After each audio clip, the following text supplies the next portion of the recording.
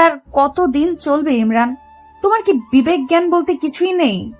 বরাবরের মতো নিশ্চুপ আমি। আজব ছেলে তো তুমি। আমার প্রশ্ন কানে যাচ্ছে না তোমার নাকি? হ্যাঁ, চিৎকার শুনে আমি ভয়ে চুপসে আছি, আর পার্কের সবাই চেয়ে আছে আমাদের দিকে। হয়তো মজা নিচ্ছে সবাই। দেখো আমার পক্ষে আর রিলেশন রাখা সম্ভব না। কেন? কেন তা জানিস না তুই? তোর মতো ছেলে আমার পায়ের নিচে পড়ে থাকে, বুঝছিস? ভাবছিলাম প্রেম করে পরে তোরে শুধরে নিব, কিন্তু শুধরানো তো কি, উল্টো আরো খ্যাত হতে লাগলো। ছোট লোক, তোর কাছে শার্ট চেঞ্জ করারও টাকা নেই নাকি? হ্যাঁ, হয়েছে নীলা, প্লিজ থামো এবার। এসব আর ভালো লাগছে না। দেখতেছে সবাই প্রেম করতে, কিন্তু তুমি এগিয়ে এসেছো। আমার মতোই আমি থাকি, কারো কথা শুনে চলার ইচ্ছে আমার নেই। আর হ্যাঁ, আমার টাকা নাই তাই কিনি না। হইছে? আর কিছু শুনতে চাও? অপমান না করলেও পারতে। ও এই অপমান সেই লাগছে তোমার গায়ে, সেরকম তাই না? তোমার জন্য যে আমার বান্ধবীগুলো অপমান করে আমায়, সেটা আমার ভালো লাগে না। আমার লাগে না? ও সেটা তো তোমার লাগবে না, কারণ তারা তো আমায় অপমান করেছে, তোমায় না। যত সব খ্যাত। বলেই চলে গেল নীলা, আর আমি পার্কেই দাঁড়িয়ে আছি। সব লোকের সিনেমা দেখা শেষ, তারাও যে যার বয়ফ্রেন্ড গার্লফ্রেন্ডের দিকে চলে গেল। হয়তো তারা ভাবছে মেয়েটাই বা এতদিন কি করে রিলেশনে ছিল এই উজবুক ছেলেটার সাথে। গাধা একটা। এখন আমার পরিচয়টা দেই। আমি ইমরান, ইন্টার দ্বিতীয় বর্ষের ছাত্র। মাকে হারিয়েছি যখন ক্লাস 3-তে পড়ি। এরপর বাবা। নতুন বিয়ে করলে অশান্তি চলে আসে আমার জীবনে। সব মা তো আর মা হয় না, কিছু মা রাক্ষসীও হয়, যেমনটা আমার কপালে জুটেছে। বাবার অভাব নেই কোনো কিছুর, আর তার অন্য 2 ছেলেরও অভাব নেই। অভাব শুধু আমার একারই, কারণ চাইলেও কিছু পারি না। আমার মোট শার্ট 2টা, প্যান্ট 2টা। আমার মোট শার্ট 2টা, প্যান্ট 2টা, তাও একটা কলেজে যাওয়ার জন্য, আর অন্যটা বাসায় আর বাইরে। পরে যাই বাসায়, আর সময় পাই কোথায় শার্ট পরা? সারাদিন তো বাসার কাজ করতেই চলে যায়, কাজ না করলে আবার ভাত বন্ধ। এক শার্ট পরে যাই জন্যই নীলা কথা শোনালো। আজ মাঝে মাঝে কথাগুলো অসহ্য লাগে। শুধু নীলা না, আরো অনেক মেয়েই বলেছে মাঝে মাঝে ইচ্ছে করে নিজেকে পাল্টাই, কিন্তু কিভাবে পাল্টাবো? আমার কাছে তো আর টাকা নেই। বাবাও মায়ের কথায় উঠে আর বসে, তাই আমার কথা আর ভাবেও না। খুব অবাক লাগে আমার। যেখানে আমি চোখের মনি ছিলাম সেখানে আজ। আসলে সময়ের সাথে মানুষগুলাও বদলে যায়। চলুন, শুরুটা কিভাবে হয়েছিল তা বলি আপনাদেরকে। এসএসসিতে রেজাল্ট ভালো করায় জেলার সরকারি কলেজে সিট পেতে সমস্যা হয়নি। মাঝে মাঝে ভয় হতো যে সেখানে সব ধনীর ছেলেমেয়েরা পড়ে, আমি কি নিজেকে মানিয়ে নিতে পারবো তাদের সাথে, নাকি পথের মাঝেই পড়ে থাকবো। তারপরও ভর্তি হয়ে যাই কলেজে। প্রথম দিন কলেজে গেলে সবাই ঘুরে ঘুরে দেখতে থাকে আমায়। মনে হয় যে ইমরান নামের ছেলেটা অন্য গ্রহ থেকে এসেছে। দোস্ত, ছেলেটাকে দেখ, কি যে অবস্থা! এই কলেজে চান্স পায় কিভাবে এরা? শরীরের ড্রেস আপের সাথে চশমাটা যা মানিয়েছে না, দেখ। আমি কিছু না বলে চুপচাপ ক্লাস করতাম আর বেরিয়ে আসতাম। তাছাড়া কি বা বলতাম? এসব তো ছিল প্রতিদিনের ব্যাপার। কলেজে আসলে এক প্যারা, আর বাসায় আর এক প্যারা। শুরু থেকেই বলি, আমার ব্যাপারে তো জেনে গেছেন। আমি ইমরান, বাবা ধনী হলেও আমি গরিব। আর নীলা অনেক ধনী পরিবারের মেয়ে, সে দেখতেও অনেক কিউট। আমার মতো সে হাবলু টাইপের না, অনেক আধুনিক মেয়ে সে। পড়ালেখায় তেমন ভালো না। বন্ধুদের আড্ডায় সবার আগেই পাওয়া যায়। ও সারাদিন ওদের সাথে হই হুল্লোড় করে বেড়ানোই ওর কাজ। আমি যতক্ষণ কলেজে থাকতাম একা একাই কাটাতাম। ক্লাসের সবাই যখন আড্ডা দিচ্ছে তখন দেখা যেত কোনো কোণে বসে থাকতে। একদমই চুপচাপ থাকার চেষ্টা করতাম, আর তখন ক্লাসের সবাই মজা করতো আমায় নিয়ে। বলতো যে ওই দেখ খ্যাতটা আসছে। তবে এই কথাগুলো নীলার খারাপ লাগতো। এমন কথা শুনে নীলার মনে একটু মায়া জন্ম নেয়। ও ভাবে একে ভালোবেসে তারপর সবকিছু পরিবর্তন করে দিবে। অন্য 8-10টা ছেলের মতো ইমরানও সবার সাথে কথা বলবে, আড্ডা দিবে। তাই একদিন সে সরাসরি প্রপোজ করে। সেদিন আমি নীলাকে কিছু না বলেই চলে আসি, কিন্তু সেও নাছোড়বান্দা ও পিছনে লেগেই থাকে। কলেজে যখন একা একা বসে থাকি তখন সে এসে পাশে বসে গল্প করতে চায়, হাতটা ধরতে চায়, চশমাটাও খুলে দিতে চায়, কিন্তু আমি দেই না। শুধু বোকা মার্কা একটা লুক নিয়ে বলি যে চশমা ছাড়া আমি কিছুই দেখি না। এমন ভাবেই সবসময় নীলা আমার পিছনে থাকতো, যার ফলে একদিন আমি ঠিকই রাজি হয়ে যাই। তবে পরিবারের কথা লুকিয়ে রেখেছিলাম ওর কাছে। হ্যাঁ, বলার সম্পর্ক শুরু হয়, আর নীলাও তার উদ্দেশ্য অনুযায়ী পরিপাটি করার দিকে মন দেয়। সব সময় শাসনের মাঝে রাখতো, এটা করবা না, ওটা করবা না, এটা পরবা না, এটা খাবে না ইত্যাদি। আমিও শুনতাম। যখন সে চালচলনে পরিবর্তন আনতে বলে তখন একটু পিছু নেমে যাই, কারণ আমার তো সম্ভব না অন্য 8-10টা ছেলের মতো চলা। আমার দ্বারা সম্ভব না ক্লাসের সবচেয়ে স্টাইলিশ ছেলেটার সাথে তাল মিলিয়ে চলা, কারণ আমি কঠিন বাস্তবতার শিকার। নীলা সেই কথা জানতো না, তাই সব সময় ওকে এসব কথা বলতো। প্লিজ নিজের মাঝে একটু পরিবর্তন আনো। এত বোকা খ্যাত টাইপের কেউ হয়? তোমার কি বিবেক নেই? ক্লাসে বাকি ছেলেদের দিকে তাকাও একবার। ওরা কিভাবে চলে আর তুমি কিভাবে চলো? তখন শুধু মাথা নিচু করে করে শুনতাম। সেদিন নীলা বলে যে, শোনো, আজকে বিকালে আমার জন্মদিনের পার্টি আছে, ভালো করে রেডি হয়ে আসো। কিন্তু আমি ঠিক আগের মতোই এসেছিল। কি করবে, 2টা শার্ট আর 2টা প্যান্ট ছাড়া যে ওর কিছুই নেই। প্রতিবার যেই শার্টটা পরে আসে এটাই আজকে পরে আসলাম। সাথে আছে একজন আদর্শ বোকা মানুষের সকল উপাদানগুলো। নীলা তখন অনেক রাগী চোখে আমার দিকে তাকায়। পরে বাধ্য হয়েই নিয়ে যায়, পুরনো বান্ধবীদের সাথে দেখা করে, আমাকেও পরিচয় করিয়ে দেয়। কিন্তু আমাকে দেখে সবাই অন্য চোখে ওর দিকে তাকায়। এখানে যারা এসেছে সবাই উচ্চ পরিবারের, কিন্তু আমি দেখেই মনে হচ্ছে ও কতটা সাধারণ। পায়ে আছে 100 টাকা দামের অতি সাধারণ জুতা। ওদের চাহনির উদ্দেশ্য বুঝতে পেরে আমি একটু দূরে গিয়ে দাঁড়াই। এদিকে ওর একটা ফ্রেন্ড বলে ওঠে, নীলা, তোর মতো একটা মেয়ে এমন একটা খ্যাতের সাথে প্রেম করবি এটা ভাবতেও পারিনি। এইটা কোনো ছেলে হলো? ওর দিকে তাকাতো একবার। সাথে সাথে বাকিরাও ওর সাথে তাল মিলায়, আর নীলা লজ্জায় একেবারে মাথা নিচু করে ফেলে। ও তার বন্ধুদের সামনে চলে আসে। আমিও সব কথা শুনেছি, তবে চুপ করেছিলাম, কারণ আমি জানতাম এমন কিছুই হবে। এটা নতুন কিছু না, এমন কথা শুনতে শুনতে অভ্যস্ত হয়ে গেছি। এরপর ওখানে না থেকে বাসায় চলে আসি। নীলা খুব রেগে গিয়ে বলেছিল, যদি কালকে শার্টটা পরিবর্তন করে না আসি তাহলে অন্য কিছু হয়ে যাবে। আমি তখন বলতে চাই আমার কথাগুলো, কিন্তু সেটা না শুনেই ফোন কেটে দেয়। খুব কষ্ট হচ্ছে আমার জন্য আজকে ওকে এতটা অপমানিত হতে হলো। ভাবলাম বাবার কাছ থেকে কিছু টাকা চেয়ে নিবে, যাতে করে নতুন একটা শার্ট কিনা যায়। কিন্তু বাবার রুমে গিয়ে দেখি প্রচন্ড ঝগড়া হচ্ছে তাদের, আর ঝগড়ার মূল কারণটাই হলাম আমি। ঝগড়ার এক পর্যায়ে মা বলে ওঠে, কি পেয়েছো তুমি? এটা আমার সংসার, তাই এখানে আমার অর্ডারে শুধু চলবে। কোনো একটা ছেলেকে এনে বাসায় রেখেছ, সারা বছর ঘাড়ে পড়ে আছে, একটু কাজ করলেই তো পারে। এটা তো আর কোনো সরকারি হোটেল না। তখন বাবা বলে, আসতে বলো, ইমরান শুনবে। কথাটা শোনা মাত্র মার আওয়াজ যেন আরো বেড়ে গেল। স্পষ্টই বোঝা যাচ্ছিল আমাকে কথাগুলো শোনানোর জন্যই এভাবে বলছে। আবার বলে উঠল, কারো যদি লজ্জা থাকলো তাহলে সে এভাবে অন্যের ঘাড়ে বসে খেত না। কতদিন একটা মেয়েকে খাওয়ানো যায়, আর খাওয়ার সময় তো একটুও কম খায় না।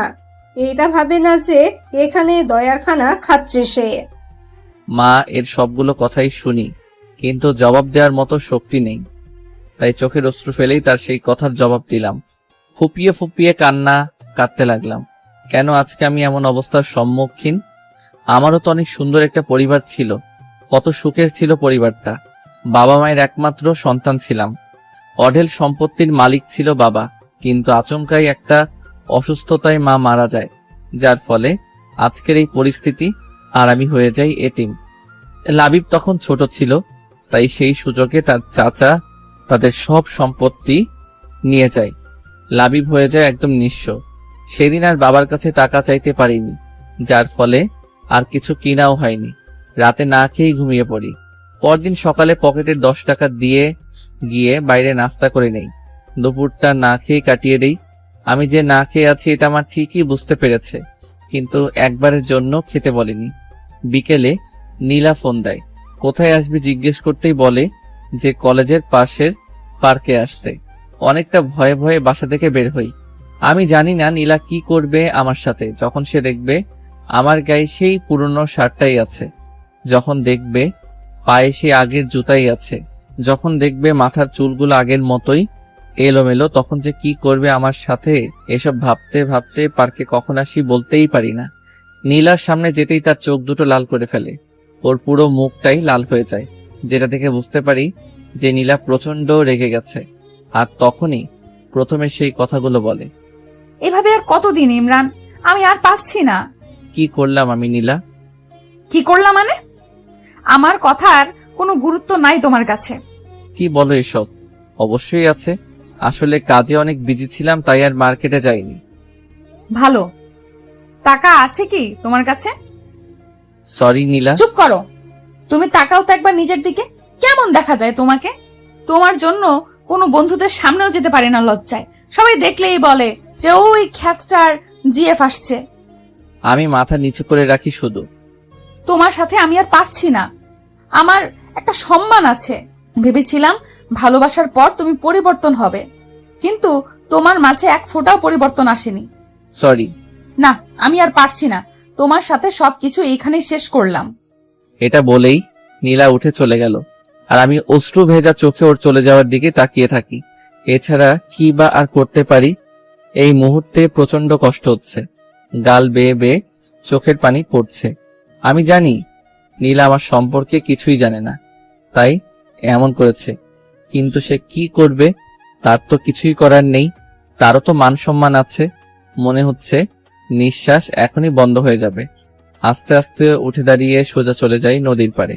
সেখানে গিয়ে বসে চোখ থেকে চশমাটা খুলে ইচ্ছা মতো কেটে নেই।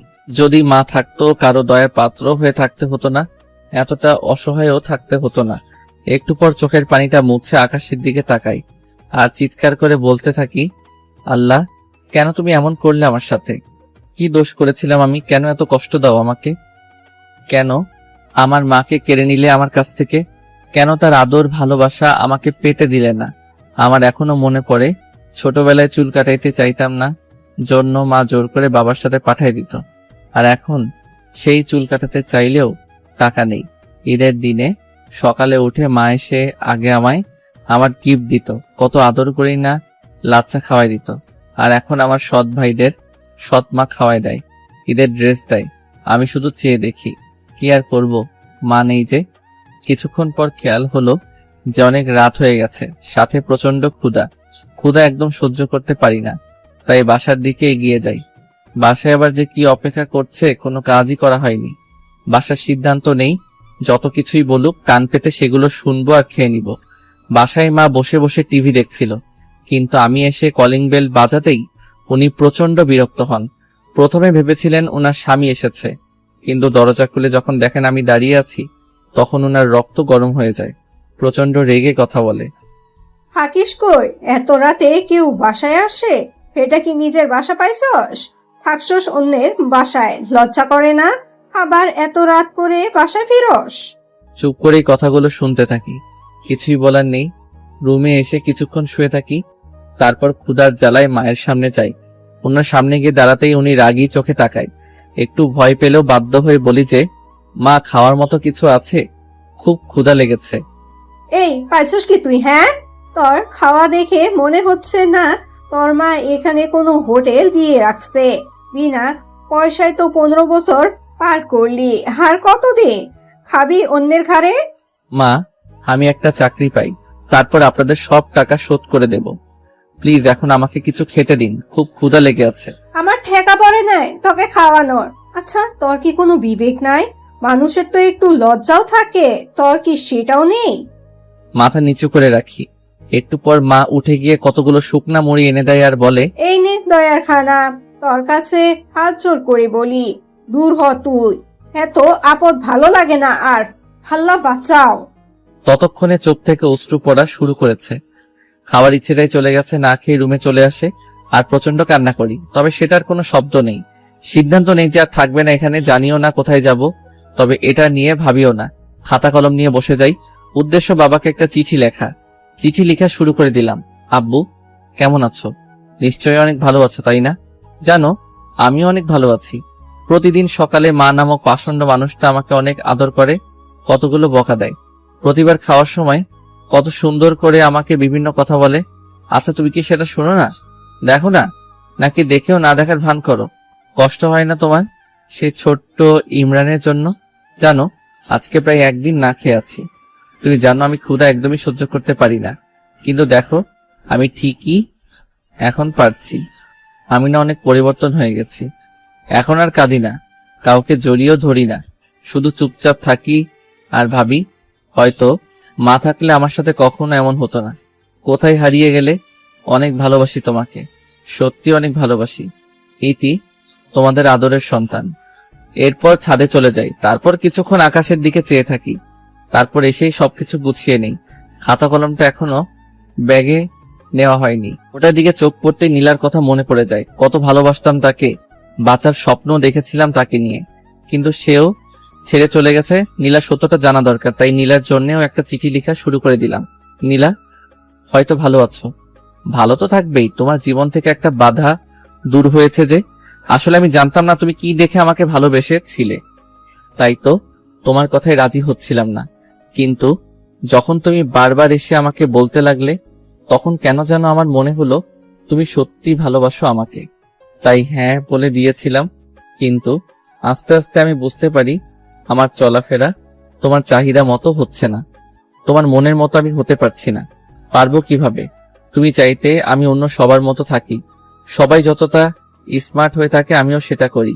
কিন্তু একটা কি জানো, আমার দ্বারা সেটা সম্ভব ছিল না। কারণ সেই ছোটবেলাতেই আমি আমার মাকে হারিয়েছি, তারপর এলাকার অনেক কষ্টে এতটুকু আসতে পেরেছি। এখানে সৎ মায়ের কাছে থাকতাম, যার বিনিময়ে আমাকে প্রতিনিয়ত অপমানিত হতে হতো। জানো, শার্ট কেনার মতো আমার সেই অবস্থা ছিল না, না হয়তো আমি অবশ্যই কিনতাম। কে না চায় তার প্রিয় মানুষের মনের মতো হতে বলো? আমি চলে যাচ্ছি দূরে, অনেক দূরে। জানি না কোথায় যাব, কিন্তু কথা দিচ্ছি আর তোমার সামনে আসবো না। ভালো থেকো। এটা নিয়ে বাসা থেকে বের হয়ে যাই। আসার সময় মাকে বলে আসি যে যদি কিছু করে থাকি তাহলে ক্ষমা করে দিতে। আমি হয়ে যাওয়ার পর মার মুখে বিশ্বজয়ের হাসি ফুটে উঠেছিল। চিঠিটা নিয়ে সোজা নীলাদের বাসায় চলে আসি। দারোয়ানকে চিঠিটা নীলাকে দিয়ে দেওয়ার জন্য বলি, তারপরে সামনের দিকে পা বাড়াই। ইমরান জানে না সে কোথায় যাচ্ছে। লেখক সেখানে থমকে দাঁড়ায়, দু চোখ দিয়ে শুধু দেখতে থাকে ইমরান এগিয়ে যাচ্ছে সম্মুখে, গন্তব্যহীন পথে। তার সাথী হিসেবে আছে হাজারো অব্যক্ত কথা আর বুক চিরে দেওয়ার মতো কষ্ট। একটা সময় ইমরান মিলিয়ে যায় রাতের অন্ধকারে, আর দেখা যায়নি তাকে। চশমা পরা বোকা ছেলেটা ফেরেনি আর। দারোয়ান নীলাকে ঠিকই চিঠিটা দিয়েছিল। নীলা চিঠিটা পড়া মাত্রই চিৎকার করে কেঁদে ওঠে। সে কান্না করতে করতে বাসা থেকে বের হয়েছিল ইমরানকে খুঁজতে, কিন্তু ততক্ষণে নীলা বড্ড দেরি করে ফেলেছে। খুঁজে পায়নি কোথাও চশমা পরা বোকা ছেলেটাকে। নীলা পুরো শহর খুঁজে বেড়াচ্ছে ইমরানকে। ফেসবুকে বিভিন্ন গ্রুপে ছবি দিয়ে পোস্ট করেছে, কিন্তু তাতেও কিছু হয়নি। মাঝে মাঝে ভাবে যে ইমরান আছে কি পৃথিবীতে। না, ইমরান যেতে পারে না। ঠিক এই বিশ্বাসটা নিয়েই খুঁজতে থাকি ইমরানকে। কিন্তু এই পৃথিবীতে এত মানুষের ভিড়ে কাউকে খুঁজে পাওয়া কি এতটাই সোজা? এভাবেই চলতে থাকে দিন, আর দেখতে দেখতে পরীক্ষাও চলে আসে। নীলা ভাবে ইমরান হয়তো এইচএসসি পরীক্ষা মিস করবে না, তাই সে প্রতিটা দিন সবার আগে এক্সাম হলে চলে যায়। কিন্তু এতেও কোনো কাজ হয়নি। যে চলে যায় সে একেবারেই চলে যায়, ফেরার জন্য হয়তো চলে যায় না। এর মধ্যে ঘটে যায় অন্য এক কাণ্ড। ফেসবুকে হঠাৎ মেসেজ রিকোয়েস্ট চেক করতে ইচ্ছে হলো নীলার। মেয়ে মানুষ তো, অনেক মেসেজ রিকোয়েস্ট আসে, কিন্তু কখনো তা চেক করে না। আজ কেন জানি ইচ্ছে হলো চেক করতে। চেক করার এক পর্যায়ে একটা মেসেজ দেখিয়ে নীলার চোখ আটকে যায় সেখানে। আজ থেকে 3 মাস আগের মেসেজ এটা। হ্যালো, আপনি যে ছেলেটার পিক গ্রুপে দিয়েছেন তার মতো কাউকে আমি সিলেটে দেখেছি। হোয়াট? সিলেট? ভাইয়া আপনি কোথায় এখন? প্লিজ একটু তাড়াতাড়ি বলেন না। হ্যালো ভাইয়া, আপনি কি লাইনে আছেন? অপরদিকে কোনো রেসপন্স আর আসে না। হতে পারে আইডির মানুষটা আর ফেসবুক চালায় না। আম্মু, আম্মু। কি হয়েছে মা? মা, আমি সিলেট যাব। এরপর সব খুলে বলে তার মাকে। তা তোর বাবাকে কি বলবি? তুমি ম্যানেজ করো না প্লিজ। ওকে দেখি। আচ্ছা চল একটা প্ল্যান করি। কি প্ল্যান আম্মু? শোন, ওখানে গিয়ে তোর খালার বাসায় উঠবি। তারপর তোর বাবাকে বলবি আমি এখান থেকে অ্যাডমিশন কোচিং করব। তানহা আছে, ওখানে একসাথে যাওয়া আসা করবি। বেশ হবে, তাই না? হোয়াট আইডিয়া আম্মু, love you. I love you too my sweet মামনি। আসলে নীলা আর ওর মায়ের সম্পর্কটা অত্যন্ত মধুর। অনেক মেয়েরই মায়ের সাথে এরকম ভাব থাকে। আপনাদের কারো এরকম মা থাকলে অবশ্যই অবশ্যই বলবেন কমেন্টে। এরপর প্ল্যান অনুযায়ী চলে যায় সিলেট। সেখানে তার ছোট মামুনি, খালু আর তার সমবয়সী এক বোন যার নাম তানহা আছে।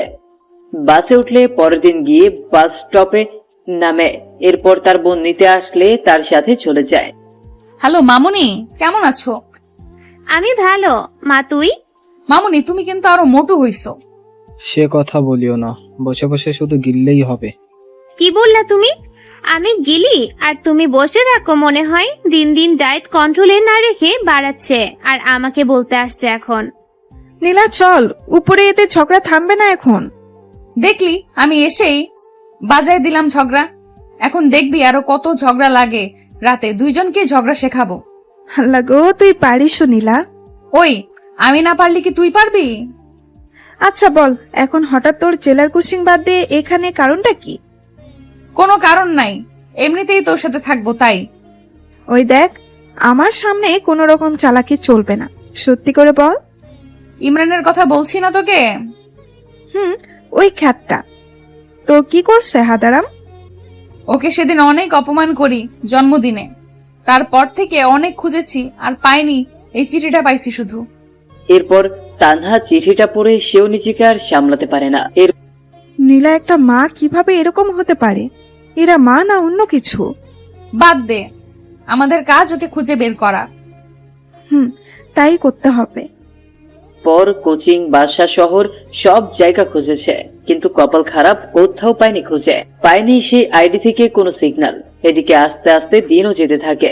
ভর্তি পরীক্ষা, অনার্স সব শেষ।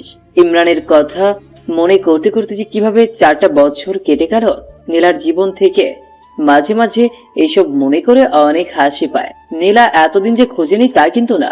প্রতিটা দিন যেখানে গেছে সেখানেই খুঁজে বেরিয়েছে, কিন্তু পায়নি। দেশের প্রায় সব জায়গায় খুঁজেছে নীলা। মাঝে মাঝে ভাবে যে সামান্য দেশের মানুষগুলোর মাঝে নিজের ভালোবাসাকে খুঁজে পাচ্ছে না। তাহলে কি ভালোবাসলো সে? নীলা, মা ওর তাড়াতাড়ি, আজ তোর ইন্টারভিউ না? আজ নীলা জবের ইন্টারভিউ দিতে যাচ্ছে। জীবনে যাই হোক, কখনো পড়াশোনার সামনে মাথা নত করেনি, তাই আজ এই জায়গায় এসে দাঁড়িয়েছে। হ্যাঁ আম্মু, উঠতেছি। আয় নাস্তা খেয়ে নে। উফ আম্মু, সকালে ডিম খেয়ে গেল, ইন্টারভিউ ডিম পাবো। চুপচাপ খেয়ে নে। ওকে ওকে। আম্মু, আম্মু, গেলাম আমি। বাবা কোথায়? এই যে আমি এসে গেছি। চললাম, বাই। ওকে, সাবধানে যাস। ওকে।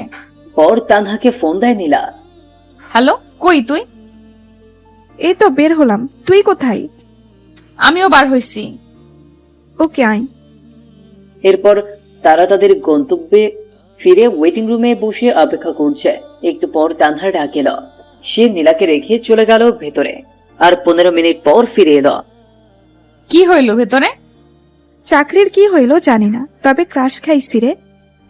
হইছে থাম, তোর বয়ফ্রেন্ড জানলে আত্মহত্যা করবে।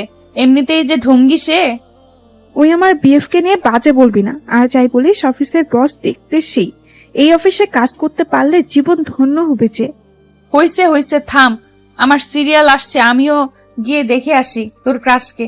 আসবো স্যার? জি আসেন। ভেতরে গিয়ে নীলাও ক্রাশ খেয়ে যেন কথা বলার ভাষা হারিয়ে ফেলেছে সে। ও হ্যালো, মুখ বন্ধ করেন, মশা ঢুকবে ভিতরে। সরি, আসসালামু আলাইকুম স্যার। নীলা তুতলিয়ে বলা শুরু করেছে অলরেডি। আপনি তোতলা নাকি? কই না তো, এমনি কিরকম লাগতেছে। ও ফাইলগুলো দিবেন নাকি এরকম করে বসে থাকবেন সারাদিন? ইচ্ছা করে তো বসে। সরি, কিছু বললেন? না স্যার, এই নিন ফাইল। সব ঠিকঠাক। এখন বলেন, আপনার ব্রেকআপ হয়েছে কত বছর আগে? এসব কিরকম প্রশ্ন স্যার? বলেন দেখি। 4 বছর। Okay fine. আরো প্রেম করেন নাকি? না। ওকে, এখন আসতে পারেন। আর কাল থেকে কাজে জয়েন করবেন। এই কি হইল? সাবজেক্টের কোনো প্রশ্ন না করেই চাকরি? এরকম হইলে আগে বলতেন, তাহলে 4-5 দিন ঘুম বাদ দিয়ে পড়তাম না। কি করতেন তাহলে? মুভি দেখতাম। Good good. এরপর নীলা চলে আসে বাইরে। কিরে, এতক্ষণ কি হইল? সেই কথা আর বলিস না। এরপর সব খুলে বলল। সাত তো মনে হয় ফিদা হয়ে গেছে তোর জন্য। হ্যাঁ, তা না, এমনি হয়তো এইসব বলছিল। হ্যাঁ হ্যাঁ, অপরিচিত কাউকে কেউ এমন এমন প্রশ্ন করে, তাই না? বাদ দে, চাকরি তো হইছে। বাসায় চল। মা তোকে আমাদের ওখানে যেতে বলছে। ওকে চলো, তোমার তো চাকরি হইল, তাই বেশ মজাতেই আছেন। আমার কপালে যে কি জোটে। ঠিক যেখানে লেখকের কলম থেমে গেছিল সেখান থেকে জন্ম নেয় আরো একটা নতুন গল্পের। আসলে পৃথিবীটাই এরকম, যেখানে কিছুর সমাপ্তি ঘটে সেখান থেকেই আবার নতুন কিছু শুরু হয়। বাসায় এসে কলিং বেল বাজালে নীলার আম্মু এসে দরজা খুলে দেয়। আম্মু আম্মু চাকরি হয়ে গেছে। হাত ধরে নাচতে লাগলো নীলা। ওই ওই, ছাড় আমাকে, পড়ে যাবো তো। কিচ্ছু হবে না। নীলা ছাড়, এখন পরে মজা করিস। তোর পেছনে তেলাপোকা দেখ। কই কই? নাই, চলে গেছে। হারামি, ভয় দেখাস আমাকে? শুধু রুমে চল, মজা দেখাবো এখন। ও মামুনি, দেখো না তোমার মেয়ে কিরকম ট্রেড দিচ্ছে। তোরা না যা, রুমে গিয়ে ফ্রেশ হ। ওকে। এরপর দুজনে উপরে চলে যায়। তানহা, এখানে আয়, দরজা লাগিয়ে। দরজা লাগাবো কেন? তুমি বুঝবে না সোনা, লাগাও না। ওকে, এখন বল। এরপর নীলা মোবাইলের লুঙ্গি ডান্স গান চালু করে তানহাকে নিয়ে শুরু করে দেয় উড়াধুরা ড্যান্স। ওই, এগুলো ডান্স দিচ্ছিস নাকি মারপিট করতেছিস? দুটোই। দুজনে অনেক ক্লান্ত ড্যান্স করে। তানহা, তুই ওয়েট কর, আমি গোসল সেরে আসি। না, সেটা হবে না, একসাথে গোসলে যাব। এরপর সেখানে আবার আরো একবার তাদের মারামারি লেগে যায়। আর তখন আমায় তেলাপোকার ভয় দেখাইছো না সোনা। এখন সারাদিন ভেতরে থাকো গো, দরজা আর খুলে দিব না। ওকে বাবু, আমি মুভি দেখি ভিতরে। তুমি তো জানো না গো, ভেতরে মুভি দেখার মজাই আলাদা। তাই বুঝি, দেখো তাহলে। ওকে। থাক, বার হয়ে আয় না, দেই তোকে কষ্ট। এখন খুললি কেন? সারাদিন না রাখবি? সারাদিন রাখলে অসুস্থ হবি, তখন তো ওষুধ আমার বাবাকেই কিনে দিতে হবে, তাই দরকার নেই। কি সেভিং পার্সন আসলো, নিজে সারাদিন কত হাজার খরচ করে তার নাই ঠিক এখন আসছে।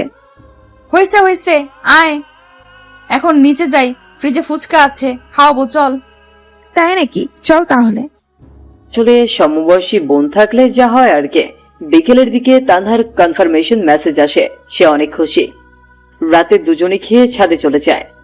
তানহা, বল। জানিস, দিনগুলো না সুন্দর হাসি ঠাট্টা তামাশা ফাজলামিতে কেটে যায়, কিন্তু রাত হলেই আর থাকতে পারি না, খুব মনে পড়ে যায়। আসলেই রে, রাতগুলো এরকম, রাতগুলো দিনের বাহিরে অবরোধ ভেদ করে ভেতরের মানুষগুলোকে বের করে দেয়, যার চিত্র দিনের বেলা থেকে সম্পূর্ণ আলাদা। ঘুমাবো চল, কাল প্রথম অফিস, তাই লেট করা যাবে না। হ্যাঁ চল। এরপর রাতটা কেটে যায়। পরদিন সবার কাছ থেকে দোয়া নিয়ে পা বাড়ায় অফিসের দিকে। অফিসে গেলে পিয়ন নীলা আর তানহার ডেস্ক দেখিয়ে দেয়, তারা দুজন পাশাপাশি কাজ করবে। এইসব সম্পর্কে তো তারা কিছুই জানে না। একটু পর পিয়ন এসে বলল, স্যার আপনাদের দুজনকে ডেকেছে। এরপর চলে যায় সোজা বসের রুমে। স্যার আসবো? আসুন। তা মিস নীলা এন্ড তানহা, কেমন লাগছে নতুন অফিস? বেশ ভালোই। আর বস তো আরো ভালো। তাই নাকি? তো কি দেখলেন ভালোর? এই তো পুরাই ক্রাশ। তানহা, আমি কিন্তু আপনার বস। না রাখেন তো, আমি বস টস বলতে পারবো না, ভাইয়া বলে ডাকবো প্লিজ। ওকে, তো যে জন্য ডেকেছি, এই হচ্ছে তোমাদের ফাইল, এগুলো কমপ্লিট করে দিও। আপনার নামটা কি ভাইয়া? নীলা শুধু চুপ হয়ে তানহার কথা শুনতেছে। মেয়েটা যে এত বেশি কথা বলে। নাম শুনে কি হবে? ভাইয়া বলে ডাকবো, আর ভাইয়ার নামটা জানবো না? তাই আমার নাম সাজিদ। ওকে, আর তুমি করে বলবো। যা ইচ্ছে বলিও, এখন যাও কাজ করো। Okay bye. আরো শোনো, বলেন। লাঞ্চ টাইমে একসাথে খাবো। ওকে ভাইয়া।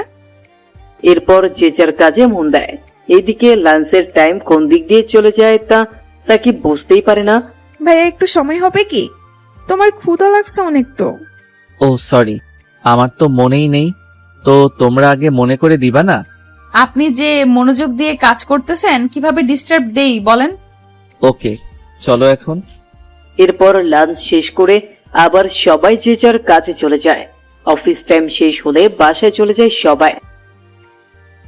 আমজাদ চাচা সবার বাসায় তাদের জন্য কেউ না কেউ অপেক্ষায় থাকে তাদের জন্য, তাই তারা অফিস ছুটি হলে চলে যায়। কিন্তু আমার বাসায় তেমন কেউ নেই। তাছাড়া ওরা যে টাইম দেয়, আমিও যদি তাই করি তাহলে তো ওদের আর আমার মাঝে কোনো পার্থক্য থাকবে না। চাচা, আপনি চলে যান, আমি কাজ শেষ করে চলে যাব। ওকে, ঠিক আছে। এরপর সাজিদ কাজ শেষ করে সোজা চলে যায় পার্কের দিকে। সেখানে কিছু এতিম ছেলে মেয়ে আছে, তাদের সাথে গল্প করে। রাতের খাবার খেয়ে বাসায় যায়। এভাবেই দিন চলে যায় ইমরানের। দেখলি বসকে কিরকম হাতে করে নিলাম একদিনে। দেখলাম, ট্যালেন্ট আছে তোর, আর তাই তো ওরকম ঢ্যাঁড়সের মতো বিএফ জোটাইছিস। আরে ওটার কথা বাদ দে তো। ও থাকাও যে না থাকাও সে। সারাদিনে কি একবারও বলেছে আমার সাথে কথা বলে নাই? ওর সাথে ব্রেকআপ করতেই হবে আজ। তা করিস পরে। ক্ষুধা লাগছে, খাবো চল। মামনি খাইতে দাও, ক্ষুধা লাগছে। ওকে বস, দিচ্ছি। জানো আজ কি করছে তানহা? কি? বসকে একদম পটিয়ে ভাই ডাকা শুরু করছে। তুমি বলো তো ঠিক করছি না। এখন কাজে ভুল হলে বা লেট করে গেলে কিচ্ছু বলবে না। একদম ঠিক করেছিস মা। এরপর খাওয়া শেষে ঘুম আর ঘুম দিবে। উঠে অফিস। আবার আগের দিনের মতো বস রুমে চলে যায় তারা। আগের দিন তো সাজিদ ডাকেনি, তানহা নিজেই চলে গেছে। ভাইয়া আসবো? আসো। কেমন আছো ভাইয়া? আলহামদুলিল্লাহ, তোমরা? কাজ করতে করতে বলল, আমরাও ভালো। ভাইয়া তুমি কি সবসময় কাজ করো এমন? এটা ছাড়া তো আর কোনো কিছু নেই জীবনে, তাই এটাই করি শুধু। জীবনে বলতে? ওসব তোমাদের বুঝতে হবে না। তো ভাইয়া কাল বাসায় গেছো কয়টায়? 9টার দিকে। এতক্ষণ কি অফিসে ছিলা? মাগরিবের পর অফিস থেকে বার হইছি। এরপর কি করছো যে বাসায় যেতে এত লেট হইছে? তোমাকে জানা লাগবে না এত কিছু, নিজের কাজ করো, যাও। ভাইয়া আমি না তোমার বোন, আমাকে বলবো না? দেখো, কোনো ইমোশনাল ব্ল্যাকমেইল করবা না, কাজে যাও, লাঞ্চে কথা হবে। ধ্যাৎ। এরপর নীলা তানহা চলে আসে। কি ভাব নিয়ে কথা বললো দেখছিস, আর তুই তারপরও আগ বাড়িয়ে কথা বলছিস। আজব তো, কোথায় ভাব নিল? এখন ব্যস্ত আছে জন্য বললো যে লাঞ্চ টাইমে কথা বলবে। আচ্ছা একটা কথা বলতো, ভাইয়ার কি গার্লফ্রেন্ড আছে? এরকম ছেলে আবার না থাকে গার্লফ্রেন্ড? আসলে যে এর গার্লফ্রেন্ড হবে সে অনেক লাকি, তাই না? তোর মাথায় এসব চিন্তা কেন কাজ করে? চুপচাপ কর। এরপর লাঞ্চ টাইমে খাওয়া শেষ করে একটু গল্প করে আবার কাজে লেগে পড়ে। আস্তে আস্তে অফিসের সময় শেষ। আচ্ছা চাচা, আমাদের বস কি প্রতিদিন এরকম লেট করে বাসায় যায়?